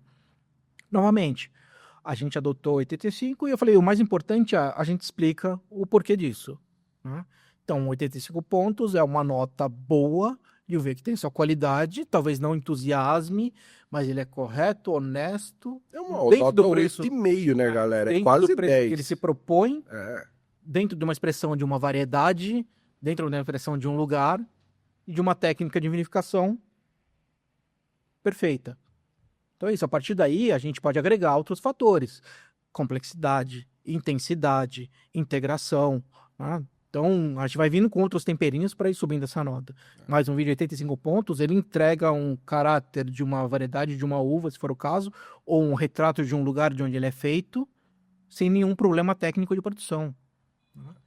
Abaixo disso, é o que a gente considera que a gente já tem alguma falha e falar, ok, a partir daqui a gente não recomenda, porque ele vai ter alguma aresta pode ser um tanino desequilibrado, pode ser uma acidez desequilibrada, ou por não representar nada do que uma variedade, né, naquela variedade que está no rótulo, quer dizer. Então, isso é a nossa nota de corte. Não, acho justo. E também não denigre, né? Não tem por que expor a marca. Não preciso, a gente não precisa expor. Obviamente, quando eram vinhos com defeitos, aconteceu, né? Então, você tem um caso de um vinho cabochonné, um vinho avinagrado, né? Com acidez volátil. A gente manda pro importador falar, esse vinho teve um problema, ele não vai ser avaliado. Se você quiser mandar uma segunda amostra, a gente reprova sem problema nenhum. Né? E aconteceu de reprovar, né? Mandar de volta uma amostra e aconteceu vários casos, mas de mandar uma volta, esse vinho tá íntegro e tá bem diferente do primeiro, de fato, não é um problema pontual. E teve vinho de mandar uma segunda amostra e tava com o mesmo problema. Então, esse vinho não vai entrar no guia. Não, faz parte. Que é um lote, faz parte. E também é uma visão muito personalística nossa, né? A nossa visão, que ainda assim é uma consenso de 4 pessoas, né? Que já tem uma imersão, uma técnica no mundo do vinho. Teve alguns 100 pontos aí?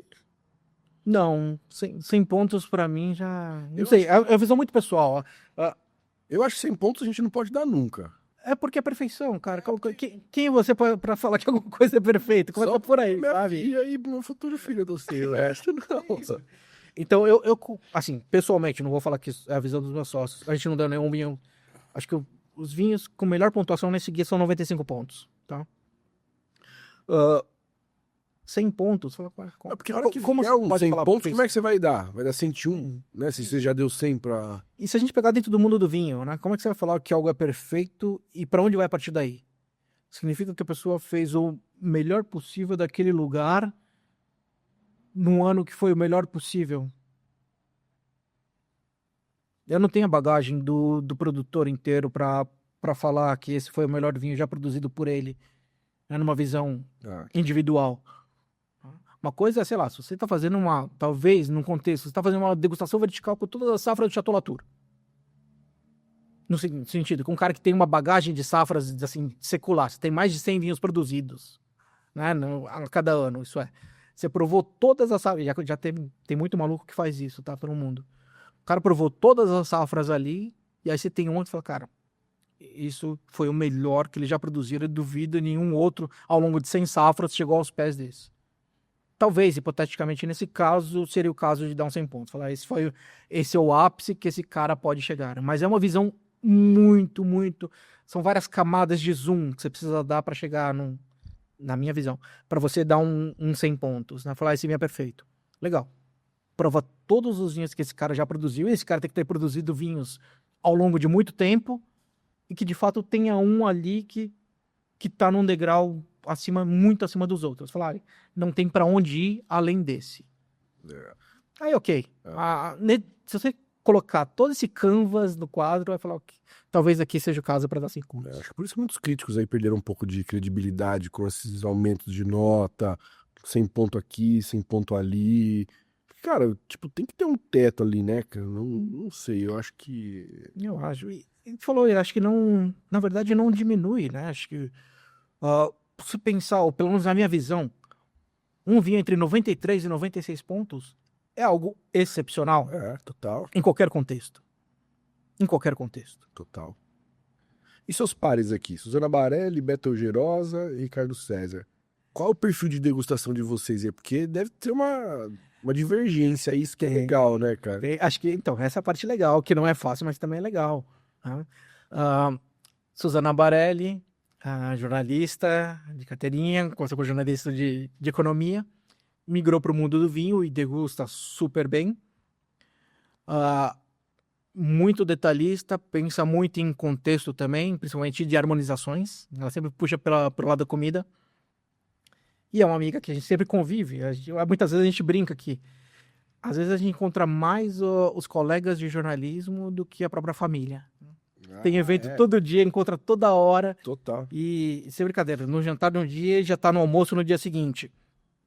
O Gerosa, o jornalismo também, velha guarda, mas já foi de jornalismo, já foi diretor de Veja, de grandes veículos. Ele inaugurou o IG, o portal IG aqui no Brasil. Então, um jornalista com uma bagagem assim grande. E que a gente tinha uma confraria junto de colegas de comunicação. E que onde entra o Ricardo César também, que ele também tem uma agência de comunicação, E por acaso foi a primeira agência de uma importadora que chamava Expand na época. Pô. Foi a precursora aqui Só do quem mercado brasileiro.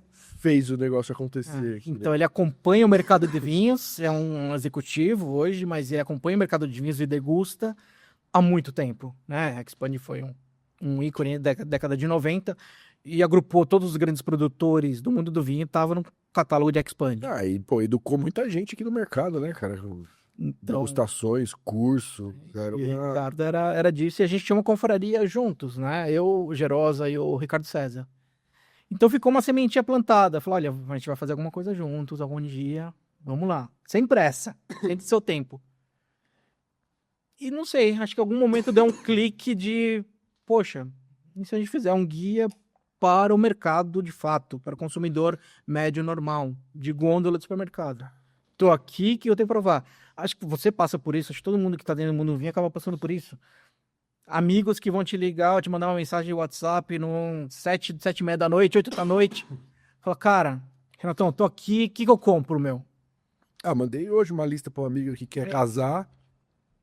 Quer o vinho branco de até R$ 100, algumas opções até 150, papapá. É isso. Ou quando o cara tira foto da gôndola, fala, cara, ó, tá aqui na minha frente, aqui que eu escolho desses aqui. Ou carta de vinhos, né? Poxa, até familiar, né? Manda foto, cara, tô aqui no restaurante, é de negócios, é um date, cara, o cara manda foto, o que eu escolho aqui? Eu falo, porra, sério mesmo, cara? Então aí acabou sendo uma... Pega esse Carmener aqui, rapaz, você vai ele vai fazer bombar à noite. Só ver se a pessoa não tem alergia a pimentão. Então já era. Né? Ai, cacete. Então surgiu meio que dessa demanda mundana mesmo, de fato. Então, cara, a gente fizer um guia para socorrer esse tipo de situação. E é um guia com um olhar de jornalista mesmo, né? De pessoas da área de comunicação. Não, mais do olhar de comunicação do que o olhar do apreciador de vinho, né? Eu acho que tem... Sim, nesse sentido de ter essa justiça e a distância. Né? Então a gente bolou toda uma metodologia para ter uma distância e para ser justo um em relação ao outro. Né? Provar cegas ajuda, obviamente, então tira fora da mesa toda a questão de marca, simpatias ou antipatias. E a descrição do que é o vinho de fato. E falou, e essa justiça, né? As notas que estão escritas aí, a gente escreveu no momento que a gente degustou o vinho. Não tem nada de, depois eu vou pegar a ficha técnica do vinho, não. A gente provou o vinho e fez a descrição do vinho conforme a gente provou na taça naquele momento que ele foi degustado. Então é literalmente simular a experiência de um consumidor de vinhos. Fui, comprei, abri e coloquei na taça. É isso. Senti isso. Poxa, com o que eu poderia comer isso? Poxa, se eu tiver que falar em 3 palavras ou 2 palavras, quais são os principais atributos desse vinho? Onde ele se destaca? Aqui, fruta e acidez. Se tivesse que falar em 3 palavras. Então, tanino não é uma aresta. Né? Madeira também não é. Ele tem, nesse caso específico que a gente está provando aqui, o Tosquinha. Então, tem todos esses recursos, tipo, né, os pontos focais. Falar, se quiser resumir em 3 palavras, é isso. Se quiser ver a descrição completa, é isso. Aí vai ter uma historinha do produtor, vai ter alguma coisa a mais e a descrição completa do vinho. Se quer saber com o que eu como, tem a dica de harmonização. Teor alcoólico. Tem. Tem alguma atividade sustentável, orgânica ou biodinâmica, também tem o ícone aí. Então, todos os pontinhos ali que o público demanda hoje em dia, a gente tem. E claro, você quer comprar, tem um QR Code. Leva para o importador. Então, aquela dificuldade que eu tive no começo da carreira de comprar de um intermediário, falou, cara, aqui a gente dá a fonte primária de vinho. Então, onde teoricamente você vai comprar esse vinho mais barato, que é o cara que importa esse vinho. E não tem aquele modelo tradicional de ficha técnica, né, cara? Eu não sei que onde o mundo se perdeu que tem que enfiar essas fichas técnicas que é pra... Porque é fácil, né, também. Então, pega lá, mete a ficha técnica no site, foda-se, assim, sabe? Tipo, em que momento o mundo do vinho se perdeu que ficha técnica tem que ir pro consumidor final? Eu não entendo, cara. Eu entendo que é o caminho fácil, né? O cara não tem trabalho, né? Deus. Já é um trabalho que vem pronto, no máximo o cara só traduziu e encaminha isso daí. Novamente, são escolhas. Que eu falei, a gente escolheu um caminho trabalhoso, que é degustar e anotar tudo um por um. Né? Não é o caminho mais fácil? Não, não é. Não, o caminho velho é a guarda, né? Mas é isso, né?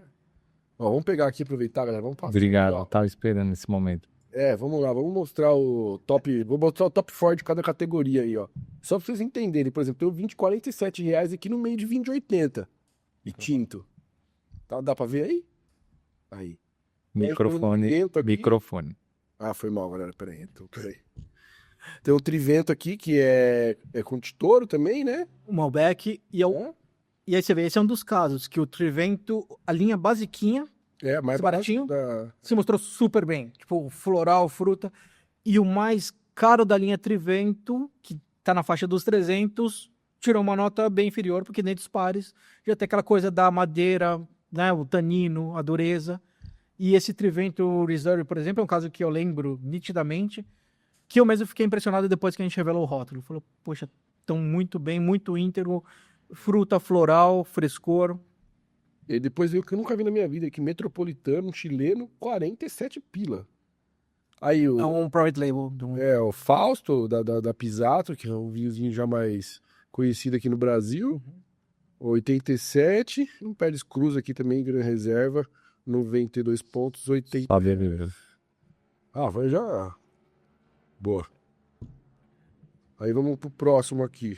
Aí tem uns anunciozinhos, afinal, imprimir um guia desse aqui não é barato. 21 apoiadores, agradecemos É. todos eles. Então. Vai ter que assinar e pôr o número do episódio no livro, hein? Legal. É, ó. Aí tintos 100 a 200. Aí a gente já vai aqui, ó. Herdade do Rossim, Portugal. Portugal. Pô, vai. Portugal deve dominar, né? Cadê aqui? Não, aqui tem um. Campanha e Portugal. É, Portugal é um custo-benefício muito legal, né? É isso. Então a gente tem o Mariana aqui. Esse. Alentejo, ele tem um Acabou. ouro. É, Esse aqui é muito legal, esse do porquinho aqui. Esse vinho é muito bom, eu já tomei. Alentejo. Ela é do Alentejo. Esse meninho aqui é o nosso querido meninho ali de Minas Gerais, multimilionário que tá comprando o Douro inteiro. exatamente. Depois tem o Cerro de Pedra que não tá nada, a campanha gaúcha ali. Porra, que legal, cara. E o Douro, eu até vi uma entrevista dele esses dias aí, ele falando lá, né, que o Douro é uma das... Assim, é lindo, é incrível, e é um dos lugares menos valorizados hoje de região vitivinícola, assim, né? Porque você vai pegar Borgonha, preços inalcançáveis, assim, e o Douro, como tá começando agora com esse negócio de vinho tranquilo, tem terras mais acessíveis, né, cara? Matou. Acho que o Douro tá em transformação, né? Ele tá em mudança, né? A questão dos fortificados, do vinho do Porto tradicional, que tá em queda o consumo, obviamente, e migrando para os Velho, vinhos tão tranquilos, correndo, né? os vinhos de mesa. Né? Tipo, e ninguém, né? O álcool, a doçura, você não tem muito mais, são menos contextos para se beber um vinho do Porto. Aí vamos pros 200 a 300 aí, a gente já tem um toscano aqui, Um Syrah toscano, Syrah um belíssimo vinho. eu nunca vi. Aliás, de um importador para você ficar de olho, cara. Muito vinho bom com preço legal desse cara, viu? Eu já ouvi falar dessa importadora. Vale a pena ficar de olho, que tem muita coisa legal no Depois portfólio dele. Tem Zarril, Grande Bernardão. Tá negando a careca, né, Bernardo? A gente brinca que é o Bernardo Zarril, já quase ganhou o sobrenome da família. É. Aí depois a gente tem aqui um argentino, Cabernet Franc, que eu falo pra mim, cara, a Cabernet Franc na Argentina vai muito bem, né? E você vê como as coisas se confirmam, né? Tipo, a gente provou as cegas entre os concorrentes de preço. E aí depois um Nebbiolo aqui, um clássico lá do Piemonte, italianão, 230, 270, uma faixa de 250 na média ali. Aí depois a gente vai pra aqui. A gente vai para brancos, depois Pô, aí tem bastante vinho desse. rosé e espumante. E aí, pelas faixas de preço. Vamos lá, então vamos achar aqui. Branquinhos de até R$100. Aí, ó, falei? Miolo, 90 conto, Alvarinho. Alvarinho. Mas depois a gente tem um Ventos da Patagônia aqui, um Argentina, uma região bem legal também ali. Go Up, aí é o do Chile ali. Eu fui no lançamento desse vinho aqui no Brasil, cara. E depois a gente tem esse Chardonnay Latitude 33 aqui também. Argentina ali de Mendoza, 70 conto. E esse Latitude é Chandon, né? É do grupo LMH, da mesma do... O Go Up é TDP, né? Isso aí. Miolo e Grand Cru. Eu nunca vi esse vinho na Grand Cru aqui. Ventos. Não, Bom, legal. é isso, tem... Vamos ver. Vamos lá, vamos destrinchar isso aqui. Vamos só dar o gostinho para depois o pessoal comprar essa guia, né, galera? Pelo amor de Deus, velho. Novamente, essa é a informação mais rápida e fácil, né? Que a gente faz um top 10 de cada categoria. Aí de branquinhos de 100 a 200, a gente já entra aqui num Chardonnay do Vale dos Vinhedos. Iribarren. Mano, aquele barnês, hein? É. Aí depois a gente vai para um, pô, Catarrato, uma uva bem legal também, dali da Sicília, do sul da Itália, né? Sicília e Marsala, uma região que está, novamente, uma região que está esquecida e que está apontando para daqui aos próximos 10 anos, diria que vai despontar.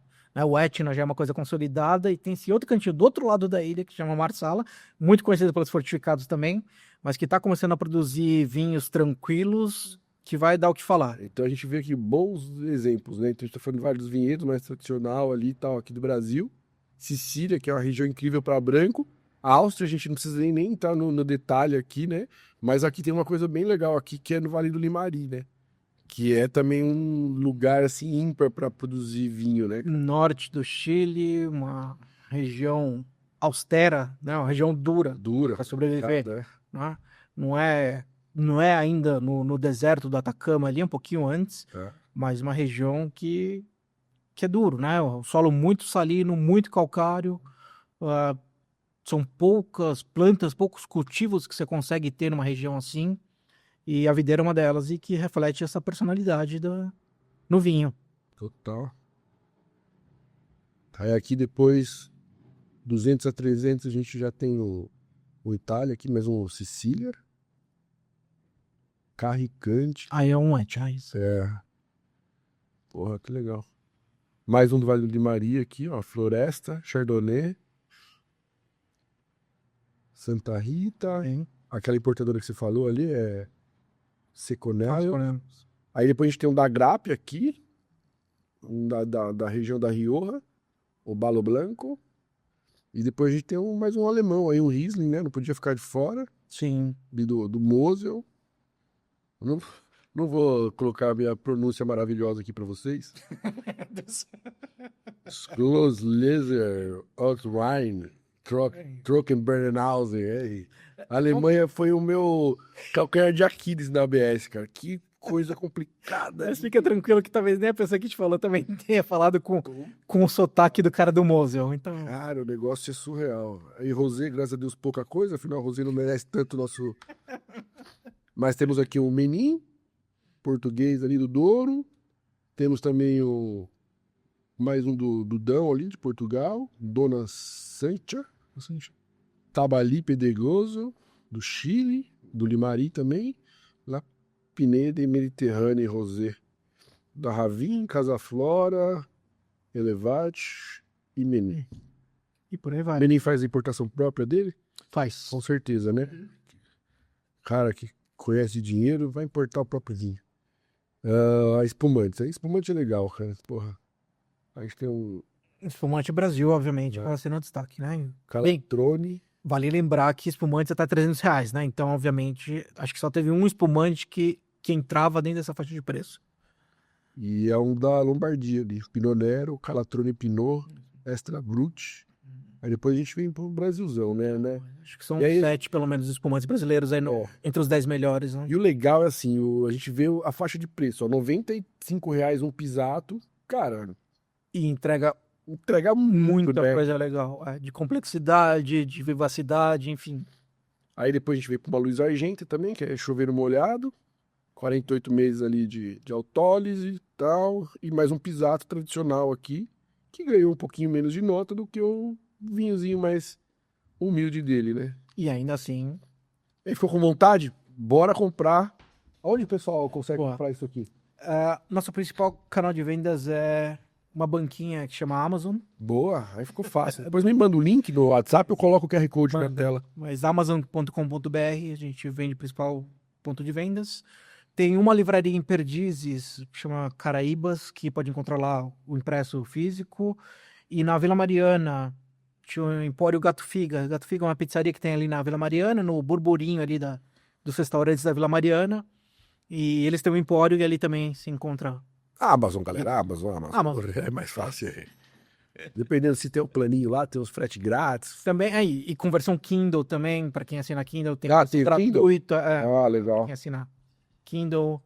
Tá legal, pô. Tem as promoções. E basicamente isso.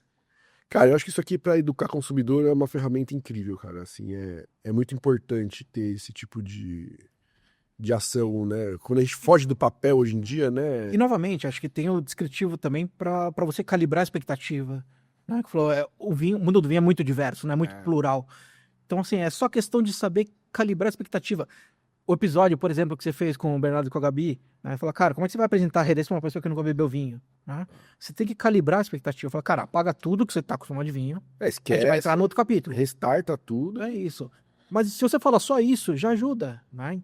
Então, acho que é um pouco isso. Você tem que ter poucas palavras para botar ele no contexto certo e falar, se te atraiu essa descrição, essas pequenas palavrinhas, então beleza, vai nele. E o legal também aqui é que também você consegue quebrar o estigma de preço e qualidade, né? Você vê vinhos mais baratos batendo em vinho mais caro, né? Isso é muito legal. E de fato tem isso. Tem. E provando as cegas, né? Então acho que isso é muito importante. A gente sem ver o outro, provando ali o vinho na taça, a taça falou. E tem algum planejamento aí de ampliação desse guia? Alguma coisa muito focada em Brasil? Ou vai continuar sendo uma coisa mais plural, assim? Acho que a ideia é ser plural, porque a ideia é reproduzir a experiência do consumidor. Falou, quando o consumidor chega na frente de uma loja, ele não vai ter só vinho brasileiro, não vai ter só um vinho segmentado, nada disso, né? Ele tem uma gôndola que você tem tudo ali misturado. O mixed bag, né? Aquela cesta de monte de produto. Acho que a ideia nunca é ser confuso de chegar, vamos ter 1000 opções aqui de rótulos. Fala, cara, não. 1000 vai confundir. E aí a gente tem um filtro também para isso. Fala, cara, a gente quer falar do que são os melhores, os mais relevantes. A gente não precisa brigar para ter o retrato completo do mercado brasileiro, os 30.000 rótulos disponíveis no mercado brasileiro. Fala, cara, não, isso é megalomania. A gente quer falar do que é relevante. E o que a gente achou relevante, a gente escreve e falou, o processo digestivo. A gente vai entregar a informação mais fidedigna e mais coerente com o que a pessoa vai servir e vai provar na sua taça. A nossa briga é essa, ser cada vez mais preciso e dar informação cada vez mais adequada para o consumidor. Quanto tempo vocês ficam degustando aí os rótulos? 2 meses, 2 meses e meio de degustação. Ia falar, vocês revisitam depois lá na frente, os mais pontuados? Não. Não, isso é feito 1 a 1. A gente revisita a cada sessão de degustação. Tá. Então, terminou o flight de um dia. Falei, olha, vamos provar os melhores entre si, vamos ver. E aí a gente registra. Tem comparação de ano anterior com o ano seguinte? Ano passado esse vinho tava X, esse ano já melhorou, tal, não. É consequência, não é causa. Não, mas vocês Quando a fazem gente vê o comparação impresso, a gente descritiva. faz. Porque a gente também tem uma ferramenta online, né? Que você tem todos os vinhos. Então, quando a gente joga no sistema, a gente tem lá, poxa, esse vinho a gente degustou nas 2 edições anteriores. Tá, entendi. Pontuação foi assim pra cá. Então, a pontuação, obviamente, flutua. Alguns casos acaba sendo parecido. O importante é que a gente mais se preocupa é com a descrição. Se a gente foi coerente e preciso na descrição. Tá. De evolução de uma garrafa a outra. Isso é o cerne principal. Mas a pontuação flutua. Se for o mesmo vinho da mesma safra, um vinho também é um produto vivo, ele vai evoluir. O importante é que a descrição seja de um vinho que evoluiu, né? Não, total. E, pô, Marcelo, o que você tá vendo aí Aí, pegando um pouco mais dessa tua experiência aí de mercado, assim, o que você tá vendo dessas novas gerações que estão entrando no mercado? Você acha que realmente vocês vão ter que adicionar em breve vinhos low carb, vinhos sem álcool, ou isso é muito bolha da bolha e não vai impactar no grande mercado de vinho, assim? Novamente, isso não vai ser uma causa, mas por acaso a gente recebeu e degustou vinho sem álcool. Tem no guia vinho sem álcool. E vinho com teor reduzido de álcool também. Sem a gente saber. Falou, isso a gente não recebe essa informação. Então, vinho zero álcool. E não entrou nenhum, provavelmente, né? Não, tem. Tem. Só que a gente avaliou como se fosse um vinho normal. Então ele estava num flight de um vinho branco até R$100. Assim. Mas branco passa mais com baixo teor alcoólico. Realmente é mais fácil, mas a gente foi provado dessa forma. E falei, o importante é a descrição.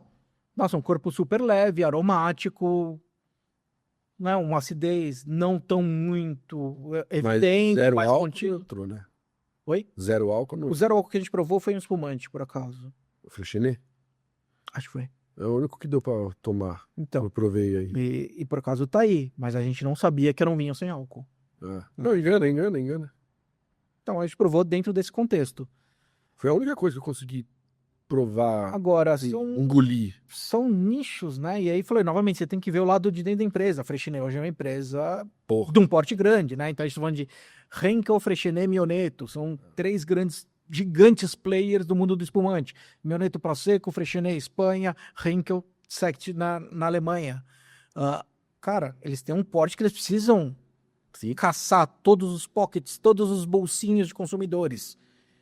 Se aparecer alguma pesquisa de consumidor que existe um mercado para isso, cara, eles precisam estar lá, porque eles têm um porte que é importante a isso. É igual se olhar, sei lá, na cerveja, vai que a gente tem empresas grandes, uma Embev. Cara, se apontar algum nicho de algum comportamento, seja por rótulo, seja por estilo, cara, eles vão atacar, não importa. Eles vão lá, compra. Ou compra quem já tá bem ali, mas eles não podem ficar de fora.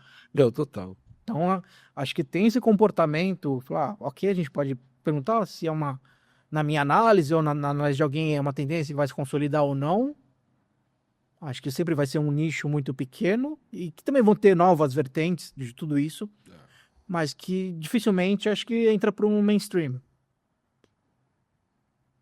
Porque eu vi, sei lá, querendo ou não, é uma mudança, é uma câmera lenta.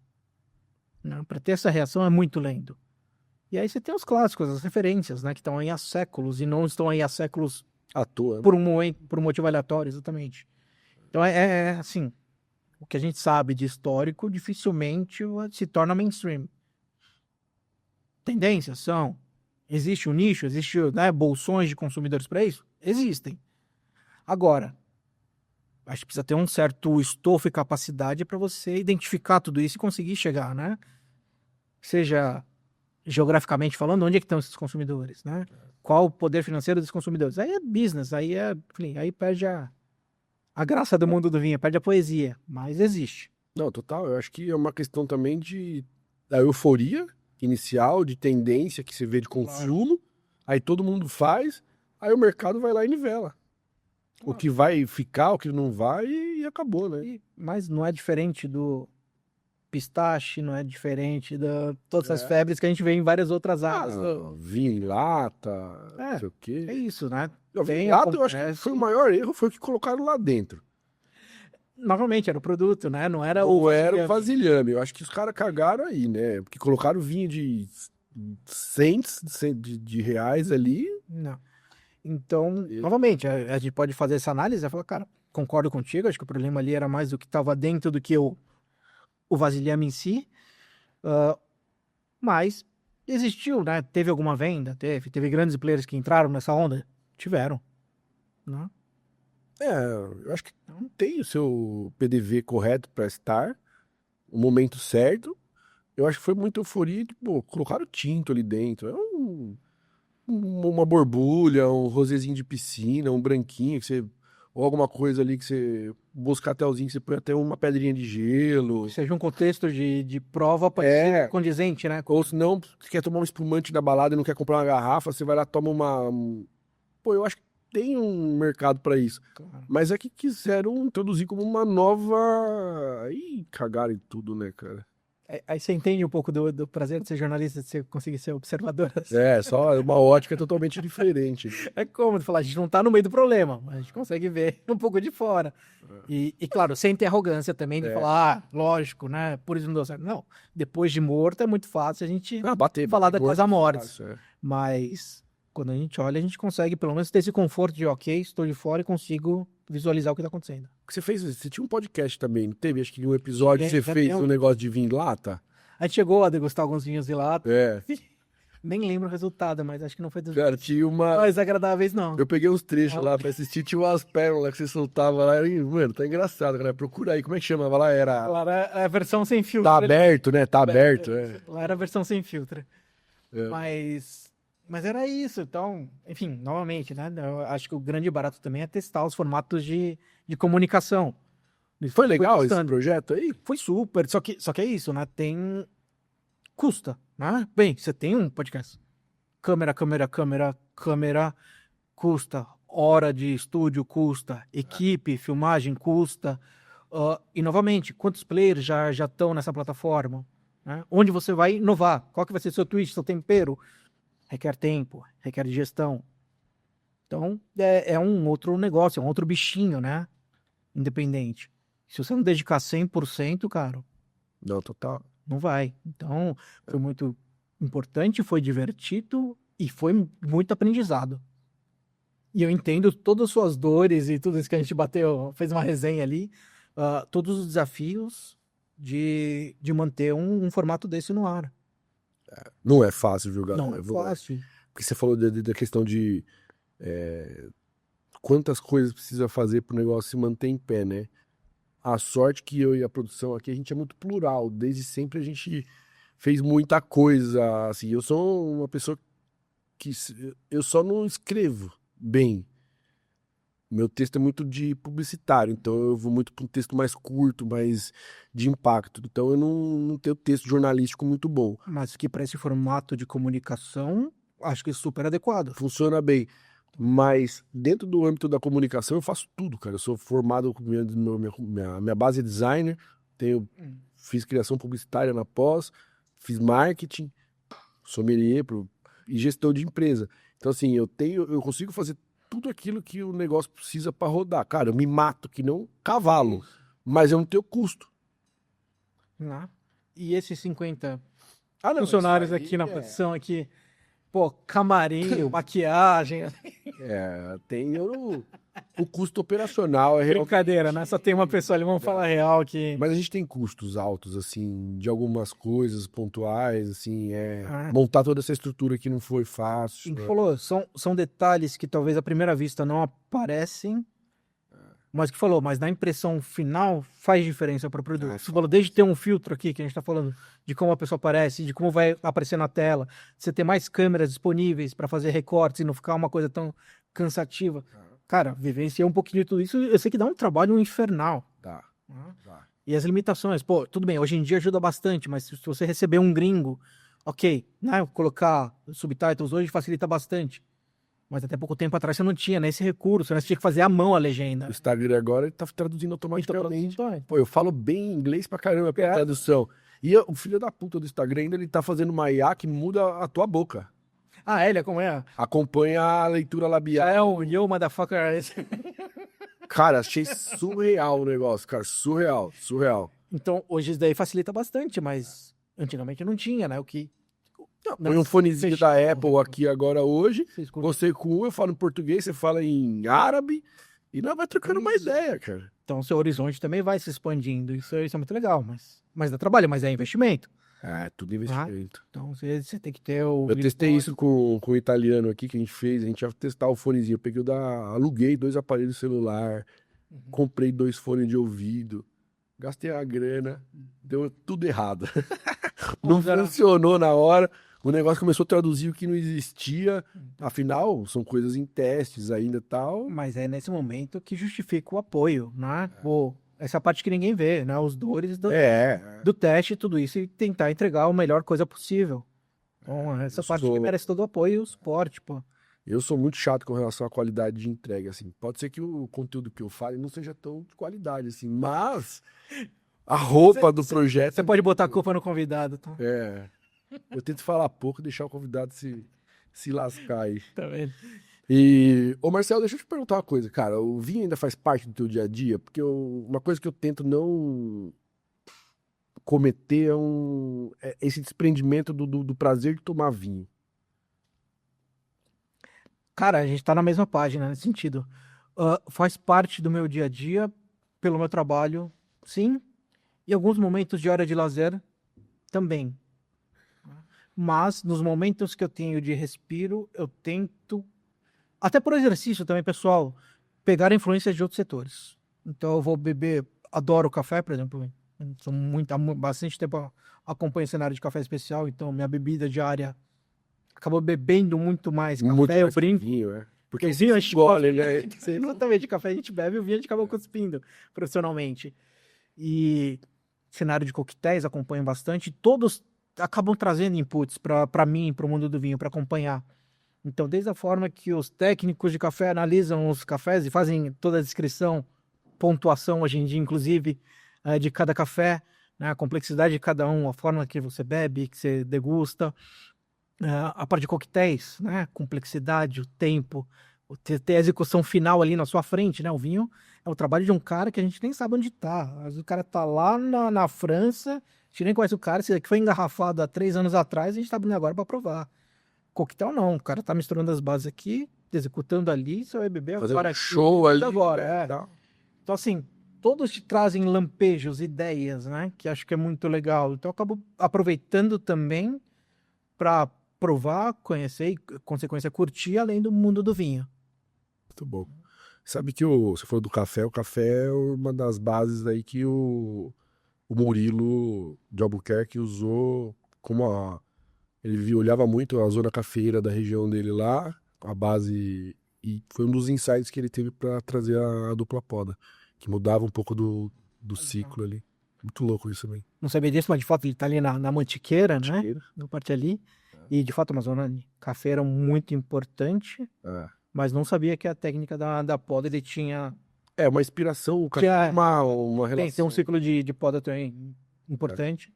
Mas, cara. A importância da colheita no momento correto, né? É isso. Total. E que falou, e saber olhar fora da bolha, né? Fala, cara, às vezes fala que o pessoal sempre do vinho é o enochato, o geek, né? Que tá mergulhado ali. E de fato, eu falei, é mundo com muitos detalhes, né? Você precisa estudar para saber tudo. Mas depois que você estudou, já tem o essencial dentro de você, cara, olha para fora. A gente vai ter informações para todos os lados da gastronomia, do café, dos destilados, de coquetel. Eu falo, cara, tem muita coisa que pode aportar, né, para o mundo do vinho. Não, total. Ô, Produça, pega nosso vinho de sobremesa lá, o fortificado. Eu não gosto de falar vinho de sobremesa. Pega pra gente fazer um brinde final já. Com prazer, com prazer. E o que não falta na adega do Marcel, cara? O que você tá bebendo aí? Cara, são duas coisas. O que não falta e o que tem mais, né? O que tem mais é É o- tinto porrada, porque eu bebo menos. É. Então não gira, então fica lá. Taça tem, jovem. Taça tem, produção. É só a garrafa. O que não pode faltar?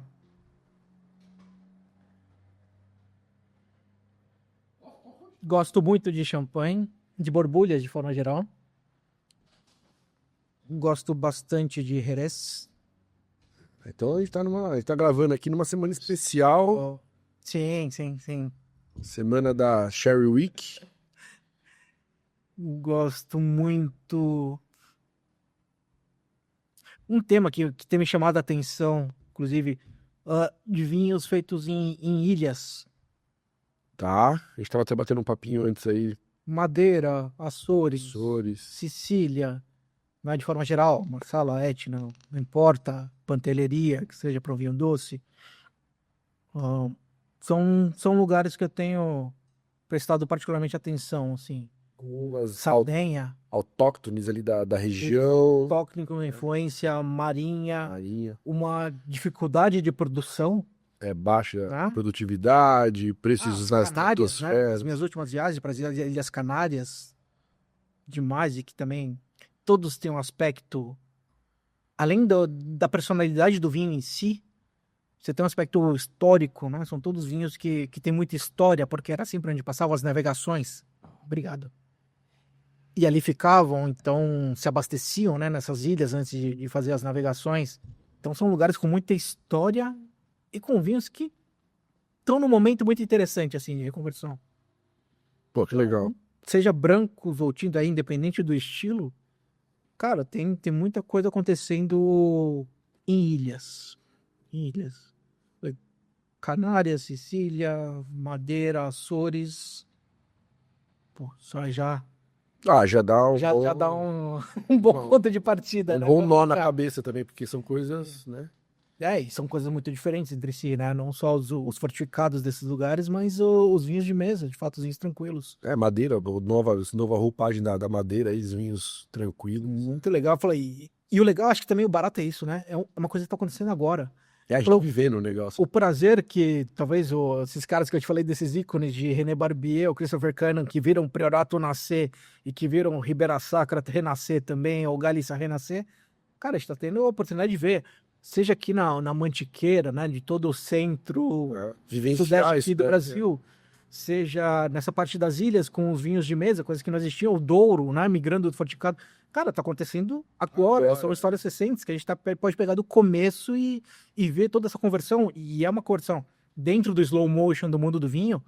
É rápido. A cada safra você vai vendo um aprimoramento disso. O Douro é um reflexo muito grande disso, de uma evolução muito curta, que se produz vinho tranquilo lá há 30 anos. É mais ou menos o tempo que produz vinho de qualidade no sul do Brasil aqui. Tirando, vai falar, né? Tirando essas coisas do Barca Velha, que né, desde sempre estava lá, que é um grande ícone, que tem um pouco mais de tempo, mas é um cenário que falou, é de 20, 30 anos no máximo para cá.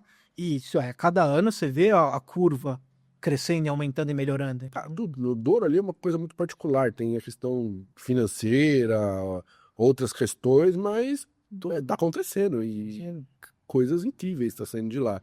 E falando de coisas incríveis, pra gente brindar aqui um vinho do Cais, da Casa Geraldo, coisa linda, tá aparecendo aí, produção?